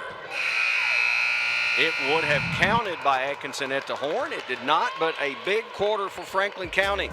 Lady Flyers come out hot scoring as Broyles to the rim. It's 22-7 Franklin County into the first on the Game of the Week District Tournament Edition. Game of the Week is brought to you by Estate Tree Service. We have a solution for all your tree care needs. Estate Tree Service provides expert tree care and preservation. Call 502-229-5258 for a free estimate. Also by Raymond James. Since 1996, Tom Curran and Raymond James have been committed to helping our community achieve their financial goals and needs. Raymond James, life well planned. Raymond James Financial Services Incorporated. Member FINRA SIPC. Game of the Week is brought to you by Family Dental Center, serving Frankfort for over 30 years with over 100 years of experience. Call us today for your next appointment at 791-8950. Family Dental Center, let us make you smile. Back into Lapsley Carborough Gymnasium as we're about set to start the second quarter, and we were having a little bit of some internet issues, so wherever you're watching, whether it's on Cable 10, Facebook, wherever you may be, there are a few glitches with some internet, as we all know through this COVID, whether you're Zooming or whatever it may be, it's all at the mercy of a good solid stream, and we apologize if you're getting some glitches. We'll try to get it fixed and get you a clean look as we can get. Nice look indeed, talking about that, from Chenault to Ferrier after some really good ball movement. Fred Ferrier on the board, 24-7 County. Pull up too strong, but the rebound was controlled by FCA, but then Crutchfield's shot was blocked. Ferrier to the rim against three guys, draws a foul, and that will be on Micah Souders, number 10 in gray for FCA. Here's that last bucket. Look at this ball movement. Broyles baseline to Chenault, give quickly to Ferrier. That is good team basketball. Ferrier misses the first of two. And that's something I know Tony Wise, as a team, he's concerned about, especially in tournament time when it gets close. You got to make the free throws, and 54% as a team has got to be better in a close one. Ferrier's second one rims out.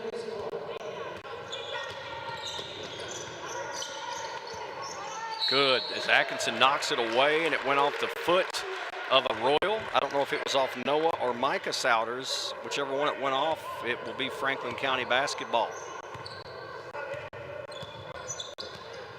7 minutes left here in this second quarter, and tried a little pick and slip, and nice job stealing it away, but then right back as Caleb David gave it up, got it, take him, and an extra pass from Broyles to Chenault. Chenault with 4.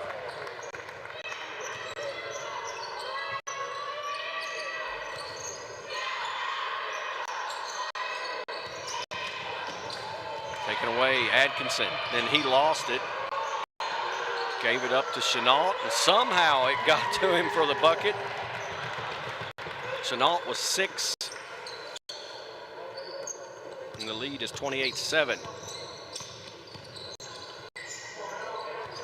Crutchfield wanted to take it to the lane, couldn't. Now gets it back. Long 2-point shot. Doesn't fall, and Broyles controls the weak side glass. 3-point attempt is off the mark, as that's Cayman Mays Clark who got into the game. Ferrier gets the rebound and the putback.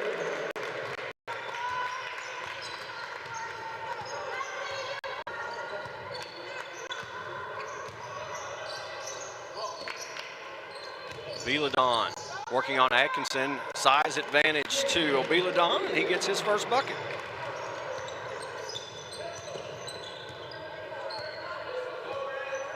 Zone defense here, and Atkinson's pass tried to go over the top of Micah Souders. He stole it away and then gets fouled on the other end there as he went right at Nick Broyles, and nice sportsmanship from Broyles to help him up. This one could have. And you could see what happened is Souders was getting a little bit of a screen from Crutchfield, and as Broyles came around it, he was just right in the legs of Souders, and thankfully Micah was not injured. Bounced right up, and he'll go to the line to shoot 2.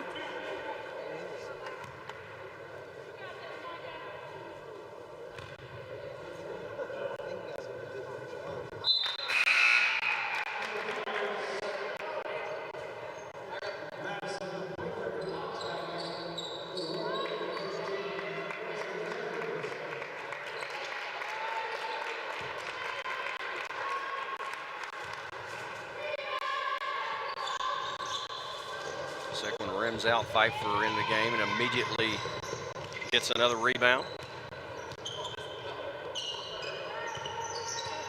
Madison also back in. Dangerous pass, nearly stolen. Zach Cox controls behind the back.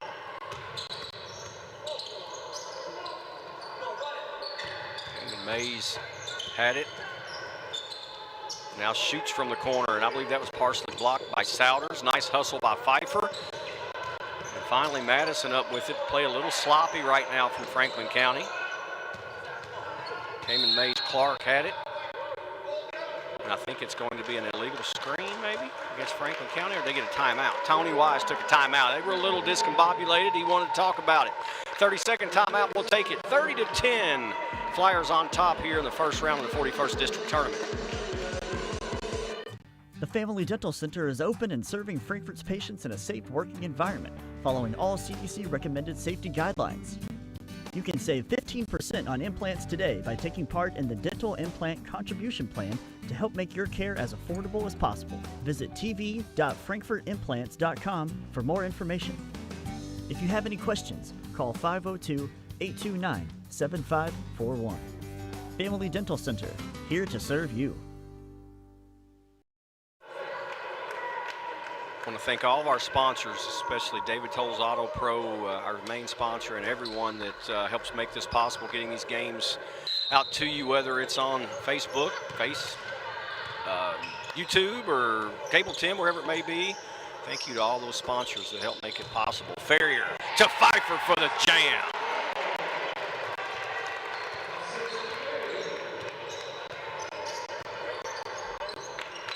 Nice play call out of the timeout there by Tony Wise, and executed beautifully, senior to senior. Obiladon lost it, up with it, Ferrier. And he'll jam on the other end.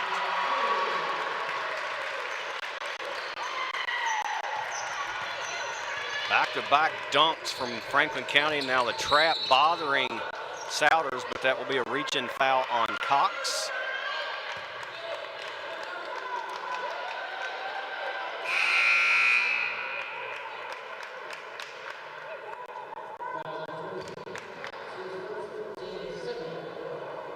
And I believe that is the 7th team foul on Franklin County, so that will send Souders to the line to shoot one in the bonus, where he is a 78% free throw shooter, second leading scorer at 15.6 points per game.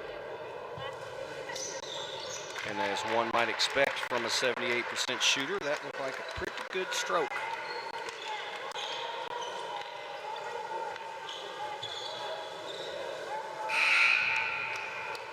That was his first point of the game. Crutchfield left the game, was replaced by Connor McIntosh. Second one rims out.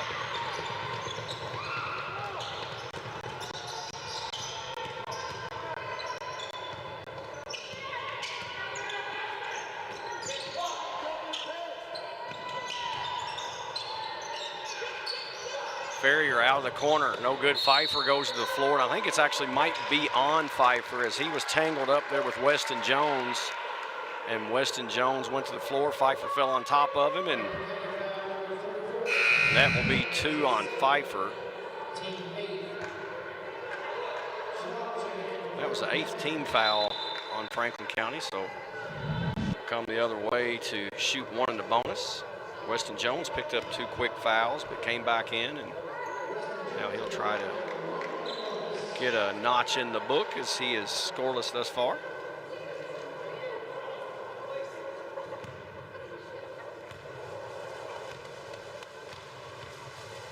Winner of this one gets Great Crossings. Of course, the other matchup will be Frankfort High and Western Hills. It should be a good game there.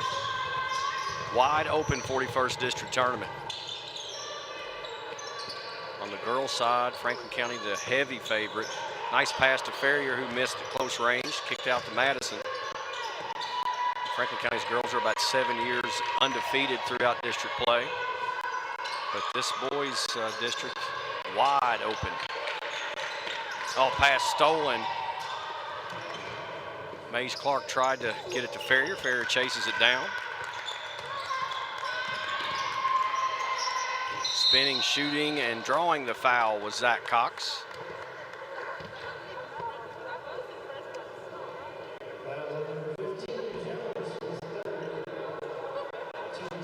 Zach Cox, the leading scorer for the Flyers at 14 points per game, but has not looked to get the ball in the hoop much tonight. He has been a facilitator and a distributor, and with that he is scoreless, but he'll have one more opportunity here with 3:12 left in the first half. Mulder and Dominic Taylor back in for Ferrier and Mace Clark. That one also off the mark for Zach Cox. Souders, baseline. Mulder with the block.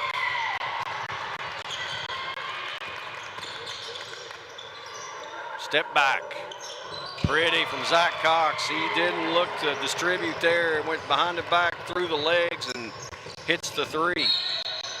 And I believe it's going to be a foul on the floor on Mulder.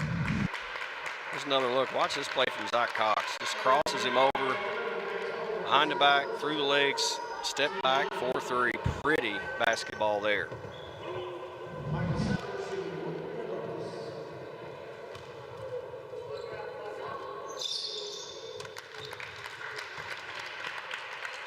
Mike Souders now 2 of 3 from the line, and this is that one. But almost followed his miss to get the rebound, or at least knocked it away from Taylor. Hustle. 16 on the season, really just getting their feet wet in KHSAA competition. So as you can tell, the future's bright. Good take there from Chenault. Only a sophomore for well. Steal by Jaden Madison. And he'll dunk on the other end. 3 dunks already in this game for County. Madison with 8 points, 41-12. Souders misses. It goes out of bounds.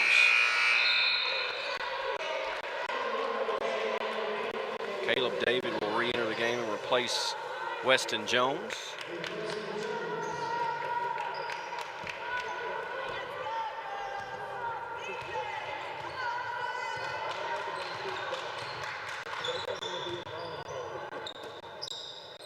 Zone again here for FCA. Taylor thought about the 3, kicks out. Madison thought about it, didn't either. Cox behind the head, Mulder. Oh, that had to finish for a highlight for us. And that's going to be Zach Cox drawing the foul, going strong to the rim.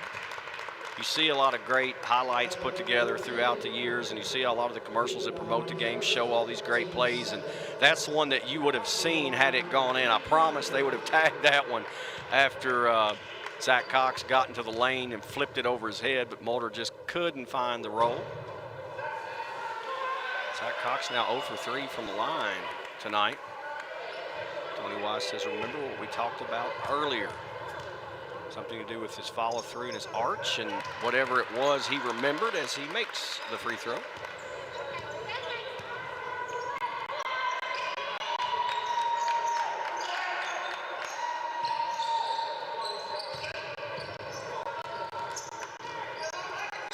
That's either a walk, a charge, or a block. And I think it could have been all 3, to be quite honest. It ends up being a blocking call against Dominic Taylor. And that will see Micah Souders to the stripe. He'll shoot 2.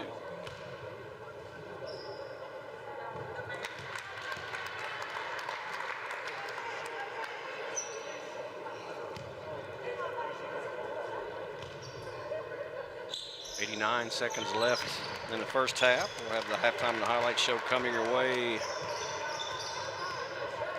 right after that.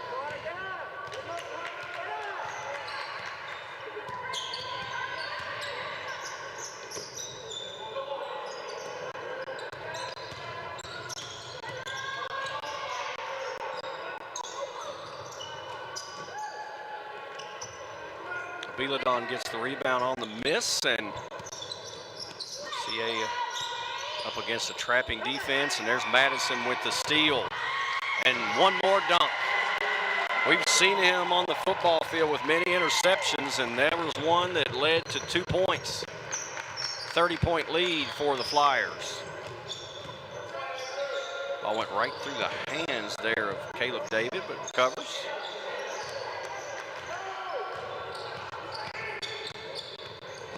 Floater, too strong, Madison. Speaking of strong, a good rebound, and he's fouled there by Obiladon. Inadvertent trip. Now Nick Broyle's going to re-enter the game and give Madison a break. No, check that. He is not, because you have to wait for the first free throw.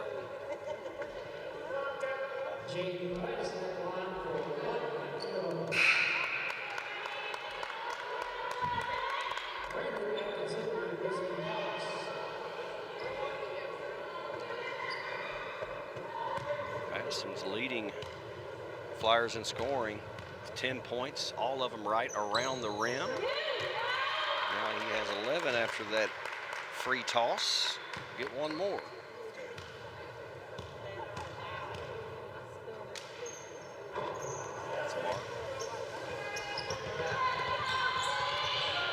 They forgot to get back, did Franklin County, and wide open Connor McIntosh with the bucket.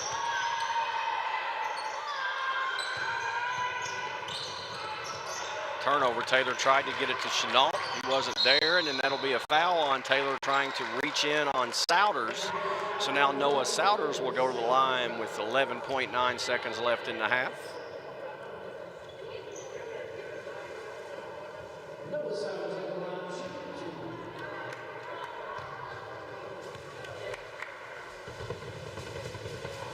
Free throw short there, and Souders may be a sign of a bit of fatigue as they have Franklin County, I should say, has run at him and pressured him all night when he's had the basketball, and he's had to exert a lot of energy just getting the ball into the front court.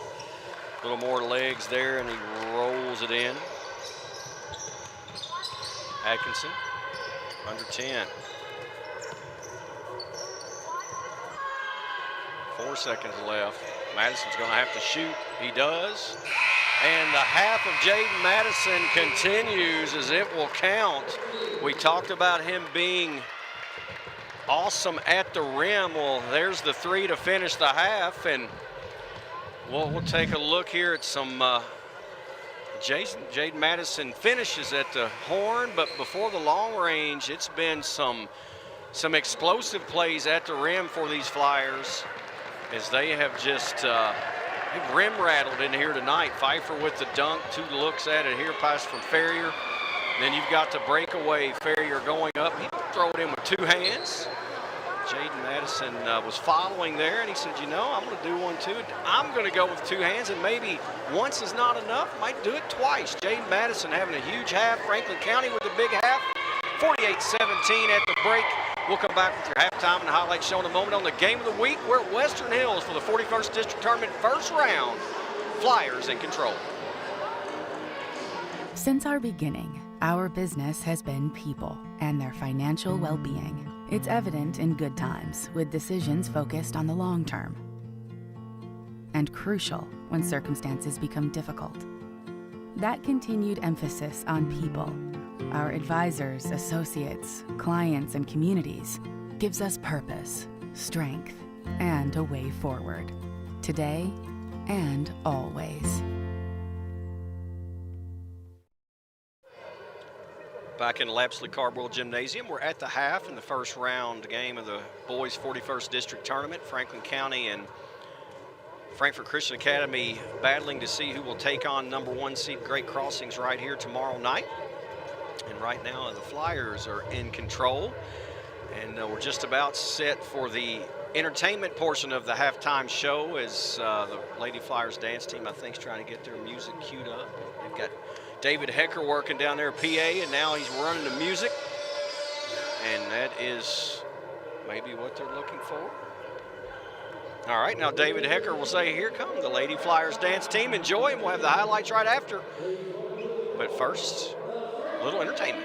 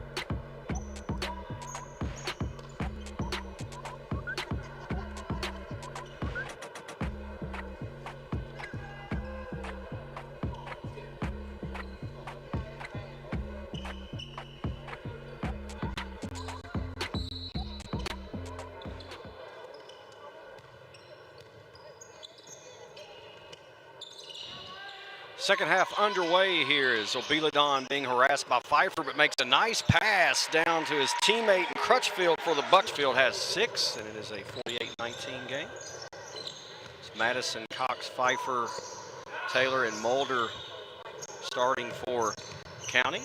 As Pfeiffer had it knocked away, they were the original starting 5. And I believe we have the exact same look as Crutchfield, Souders, and then Micah Souders. And Weston Jones, the original starting 5, and this one for FCA. Nice inbounds play. Madison can't finish. But a well-designed play and executed perfectly except for the finish. Beladon off the mark. Crutchfield gets the rebound. Blocked by Mulder. Saved in bounds. Madison controls. Zach Cox sets his feet and splashes one down. The second 3. Cox has 7. And there's an unforced error as Noah Souders was trying to get it to Micah Souders and just threw it over his head.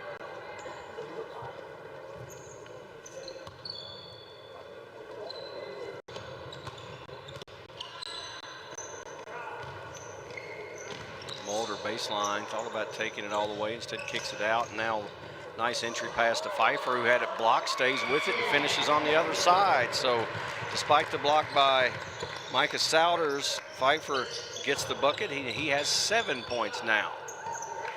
A little mid-range J there from Noah Souders, his first field goal. Give him 4.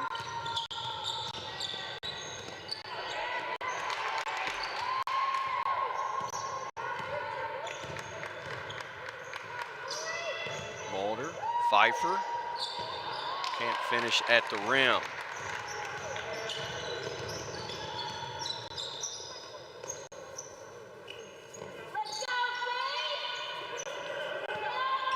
Crutchfield, it's back to Souders, guarded by Cox. All the way to the rim, nice take, but there's going to be a foul maybe after the shot got away, and I don't know if it's going to be on Cox or Pfeiffer, and it looks like it's going to be Pfeiffer. It's the 3rd on Pfeiffer.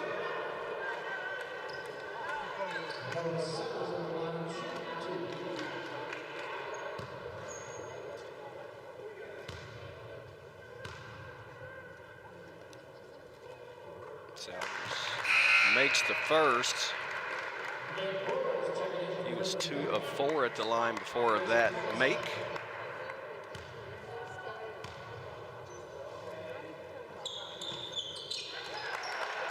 Perfect there.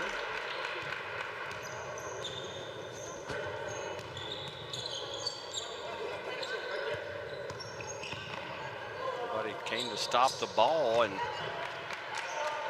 shot off the mark, but a wide open look from Taylor.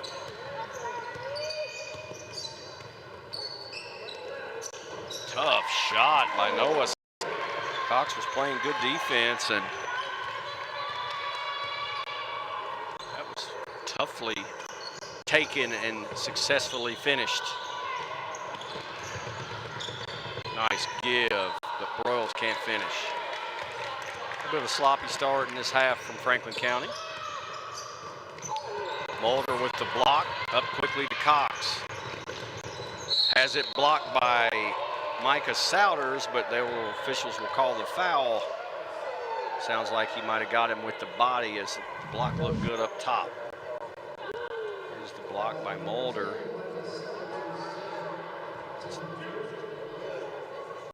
Ball right there.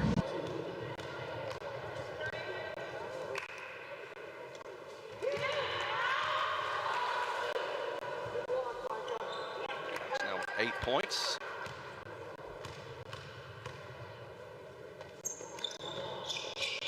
Rims out.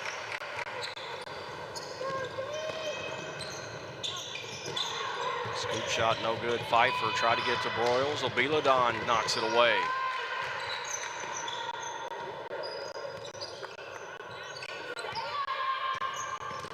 Souders step back. That'll be a foul on Zach Cox.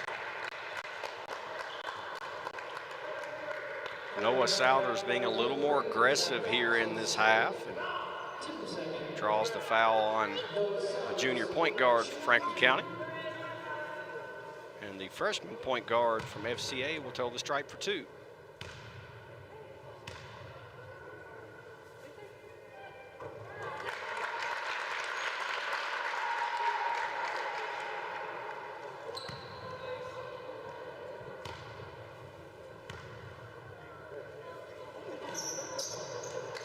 Talked about it during the girls' game. It's not the excitement and loud atmosphere and the band and everybody in student sections going crazy, but it is live basketball with some fans in attendance. It's a district tournament, and we're so glad to be here, be a part of it.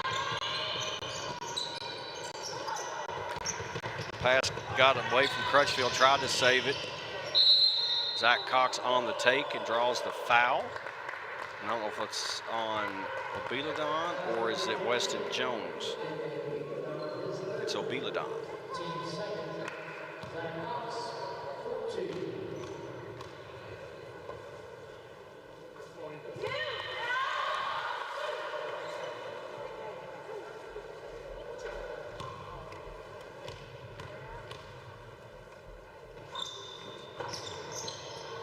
Pfeiffer, big rebound. Oh, goodness.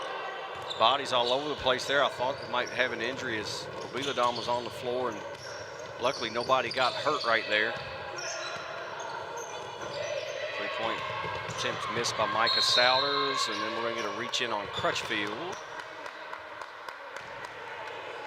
That's one of those plays that could have been bad as Pfeiffer went back up. So he gets the ball. Now watch this as Obiladon takes one in the face, and luckily he wasn't injured badly, and luckily Pfeiffer didn't come down awkwardly with an ankle or a knee, so a little bit of contact. Obiladon seems fine, and it's one we dodged a problem there maybe with some injuries, thank goodness. Nice look, Cox to Broyles. Nick Broyles snuck in behind the weak side defender, and diagonal pass and a pretty one from Zach Cox.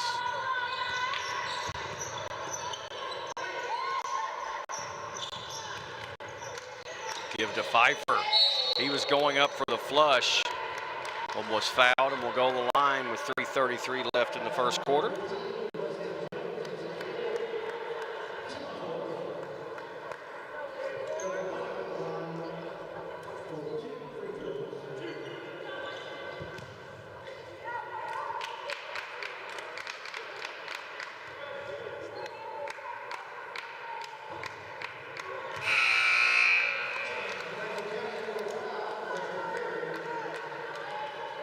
Ferrier will come back into the game now and give Zach Cox a breather.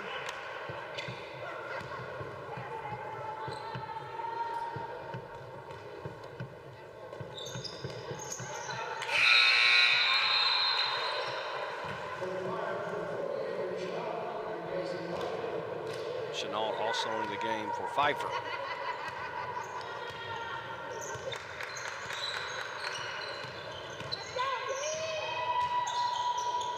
Trying to go down low, and Ferrier leaped up to knock it away, but it went right to the hands of Obiladon, who misses, and now fall away jumper from Souders. Gives him his first 2-point field goal. He has 9 points.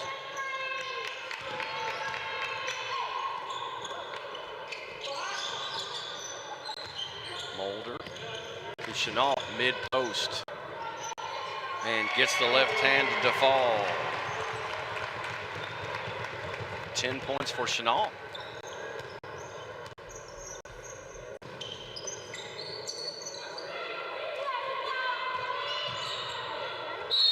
That's a floater that was off the mark by Crutchfield, but he was fouled.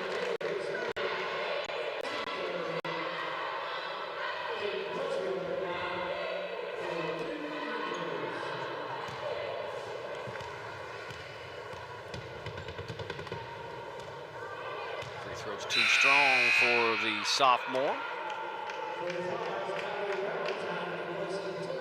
Tyler Valentine re-enters the game. His first action of the second half.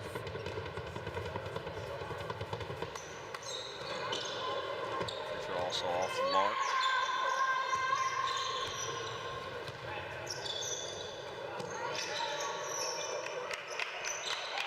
Down low, Farrier from Broyles, but there's Chenault for the cleanup.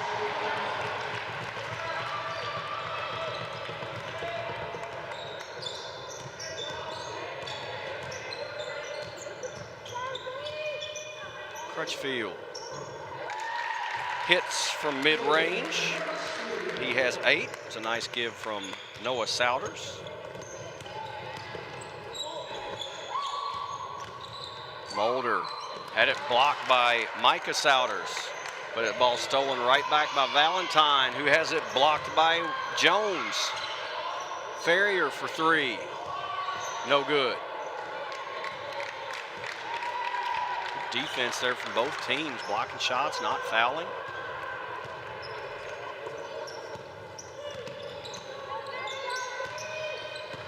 Leave out front, and Weston Jones lost the handle. Up to Farrier for 2.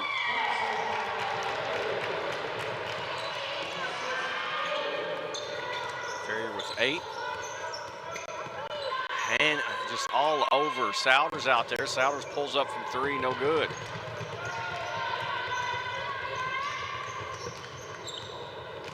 Broyles strong to the basket. It's going to be a foul. I don't know if it's Weston Jones or Micah Souders. It's Jones. I believe that is his 5th foul, I believe. The team foul portion of the scoreboard's not working. They can't bring up the individuals as well, and I thought that was 5.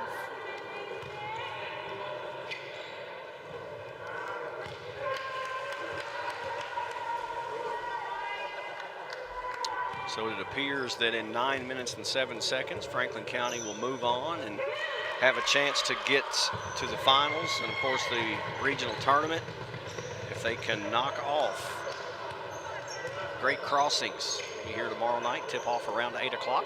You'll tune in. However you may do it.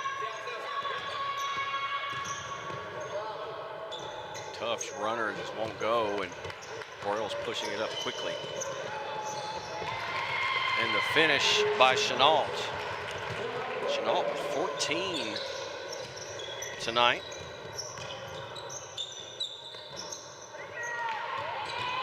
Souders on the miss. Mulder pushing it up.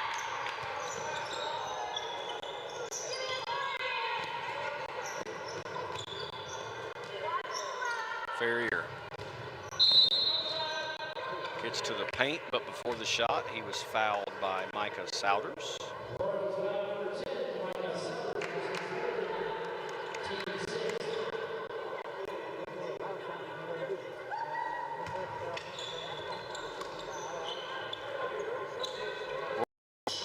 Misses from the corner.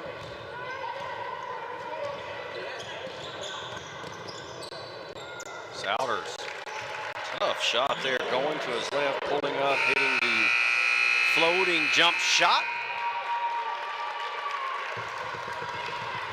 Andrew Chenault tonight for Franklin County has had a big game. Gets the benefit of the extra pass from Broyles there, but Chenault has 14, and he's doing it around the basket. It's all Franklin County. It's like he's just money. He's so money, he doesn't even know. Making it rain in the truck there. Chenault for 2 more. 14, it's a big lead for Franklin County. Game of the Week is brought to you by Whitehead Hancock. Whitehead Hancock Plumbing has been serving Frankfort families for more than 100 years. You can trust Whitehead Hancock for all of your plumbing, heating, cooling, and septic needs. Call them today at 502-227-2213 for 24-hour emergency service, or visit their website at whiteheadhancock.com. Frankfort is lucky to have so many locally owned restaurants and shops for us to enjoy.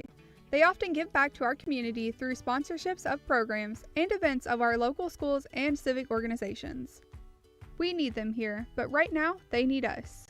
It is our turn to support them in their time of need. Give them a call or order online. Most are open for delivery and curbside service. Let's all do our part to show local love and keep Frankfort strong. And as I've said all season here on the Game of the Week, that is the best spot that the group has put together, in my opinion, because it's so important and it's so true. Get out and support our local businesses, restaurants, shop local and help these folks out. They help out so many people, and they need us now, so do your part. Shop local, eat local. Some great restaurants on that list I saw there too, goodness gracious. Final quarter here. Noah Souders couldn't get it from distance, and Cayman Mays Clark in pushes it up. Valentine, joined by Ferrier Broyles. As I said earlier, Chenault, he'll take three, no good. Cayman Mays Clark gets the rebound on the steal, couldn't finish. Ferrier missed, but he was fouled, and he'll go to the line to shoot two. And it's Caleb David, Noah Souders, and that's fouling out there is Femio Biladon. Second Royal to foul out. So we've got the Sowers, Noah and Micah, Caleb David, Caden Crutchfield. I'm trying to see who the fifth player is in the game. It is Connor McIntosh for FCA. Atkinson replaces Ferrier for Franklin County.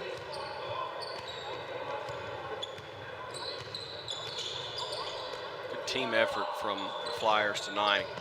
Sharing the basketball, a lot of guys getting the scoring column. McIntosh gives it up, and Micah Souders hits a triple, his second of the contest. He has 12. I'll get him right back up, and Chenault will finish.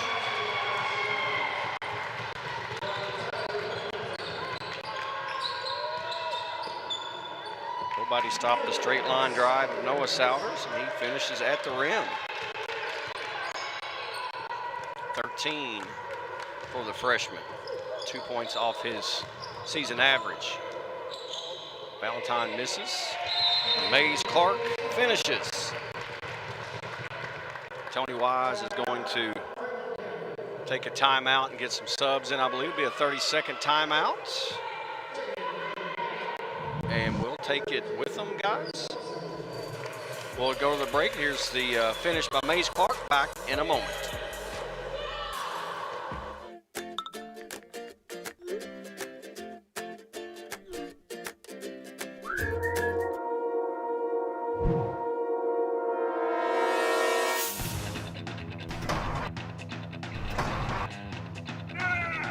Call David Tolles Auto Pro for all your automotive needs.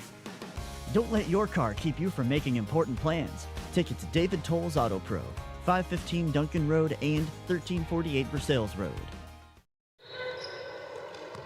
Franklin County now will go to the bench with a lot of the reserves. 9 Flyers have already scored in this contest. A couple guys in there. So Jacob Valentine, number 4, who entered the game. Also 32, Braylon Dawson.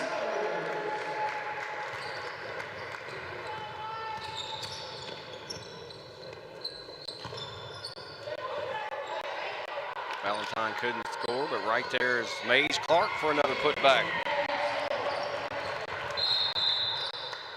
And that's a violation there by FCA as they stepped over the baseline before they inbounded the ball. Now it is a running clock here, this final 5:20, and well, it's now under 5:20. Ball knocked away, good effort from Crutchfield. And FCA still playing hard.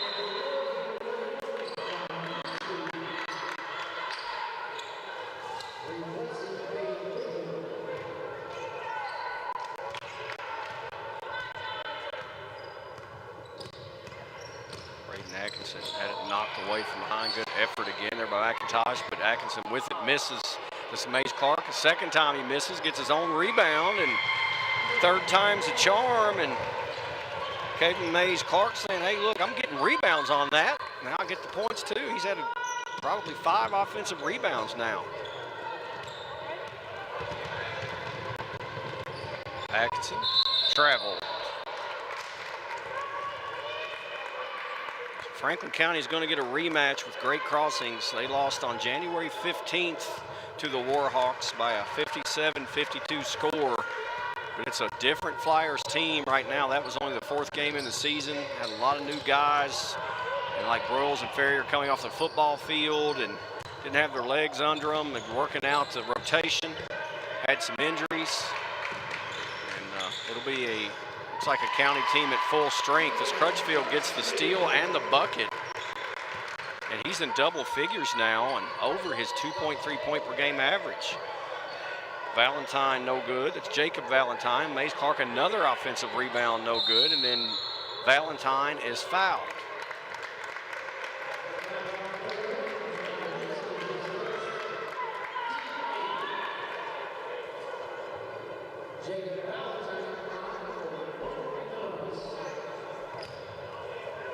Jacob Valentine for 1 and 1.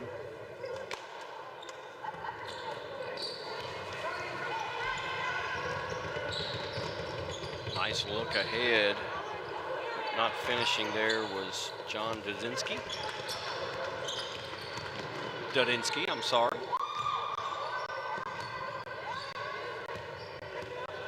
Dawson's going to take 3 and hit.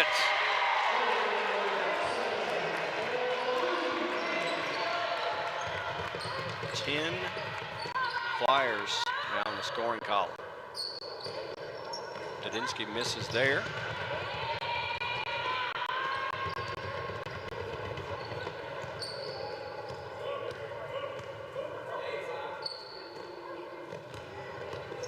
Valentine had it knocked away there by Micah Souders, and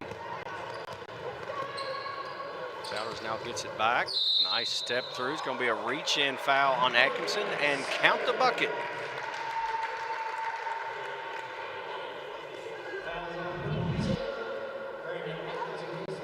Reach in right there.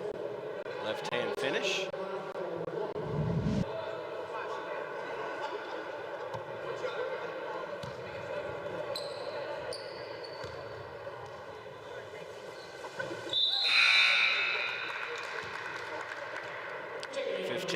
Souders, just off his average of 17.9 per game, and both Noah and Micah Souders will take a seat and get a deserved round of applause from the FCA fans in attendance. Nathaniel Keffer in there now, number 30. Shot up and in by Atkinson.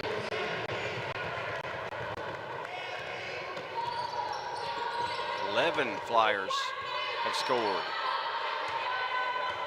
Ball stolen away by Dawson, controlled by Valentine, back to Dawson. Nice give by Atkinson, but not finishing there. Valentine, out Atkinson. 3's in and out. Mays Clark, another offensive rebound, another putback. He might end up with double figures in offensive rebounds this second half.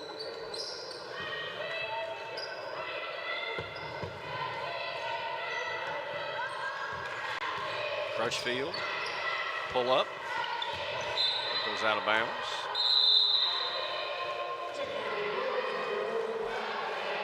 Calvin Weeks now into the game for FCA, replacing Crutchfield.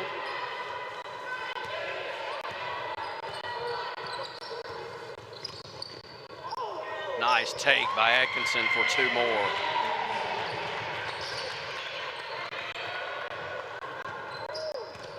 McIntosh had it knocked away by Atkinson, controlled by Valentine. Off the backboard, looking for the jam, having a little fun here late in this one. Mays Clark knocked away. Oh, nice job by Atkinson, and he lost it out of bounds. And it looks like they're trying to get Jacob Valentine a bucket number 4. Look at that take, step through.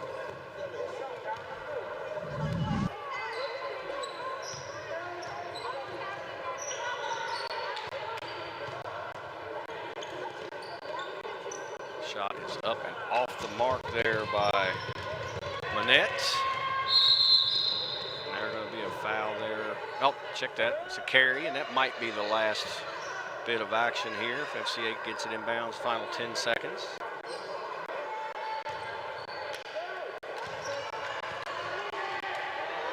Shot will count. Oh, close for Dudinsky, but it won't go. 86-45 final. Good effort from FCA. First real test in the district tournament. And Franklin County doing a nice job. Tony Wise and Fred Ferry showing a little love to the Souders guys over there, but Flyers handled their business, and now they will move on tomorrow night to take on the Warhawks. Great crossing, and we'll have that game for you right here. It'll be around an 8 o'clock tip. Don't know exactly when. After the girls' game, they have to clear out everybody, sanitize, bring everybody back in. Of course, that girls' tip starts, I believe, guys, correct me the truck, at 6 o'clock. And that will be Franklin County and Western Hills. And that was over about 25, 30 minutes later is when this one will tip off. Tune in on Facebook, tune in on Cable 10, wherever you may be.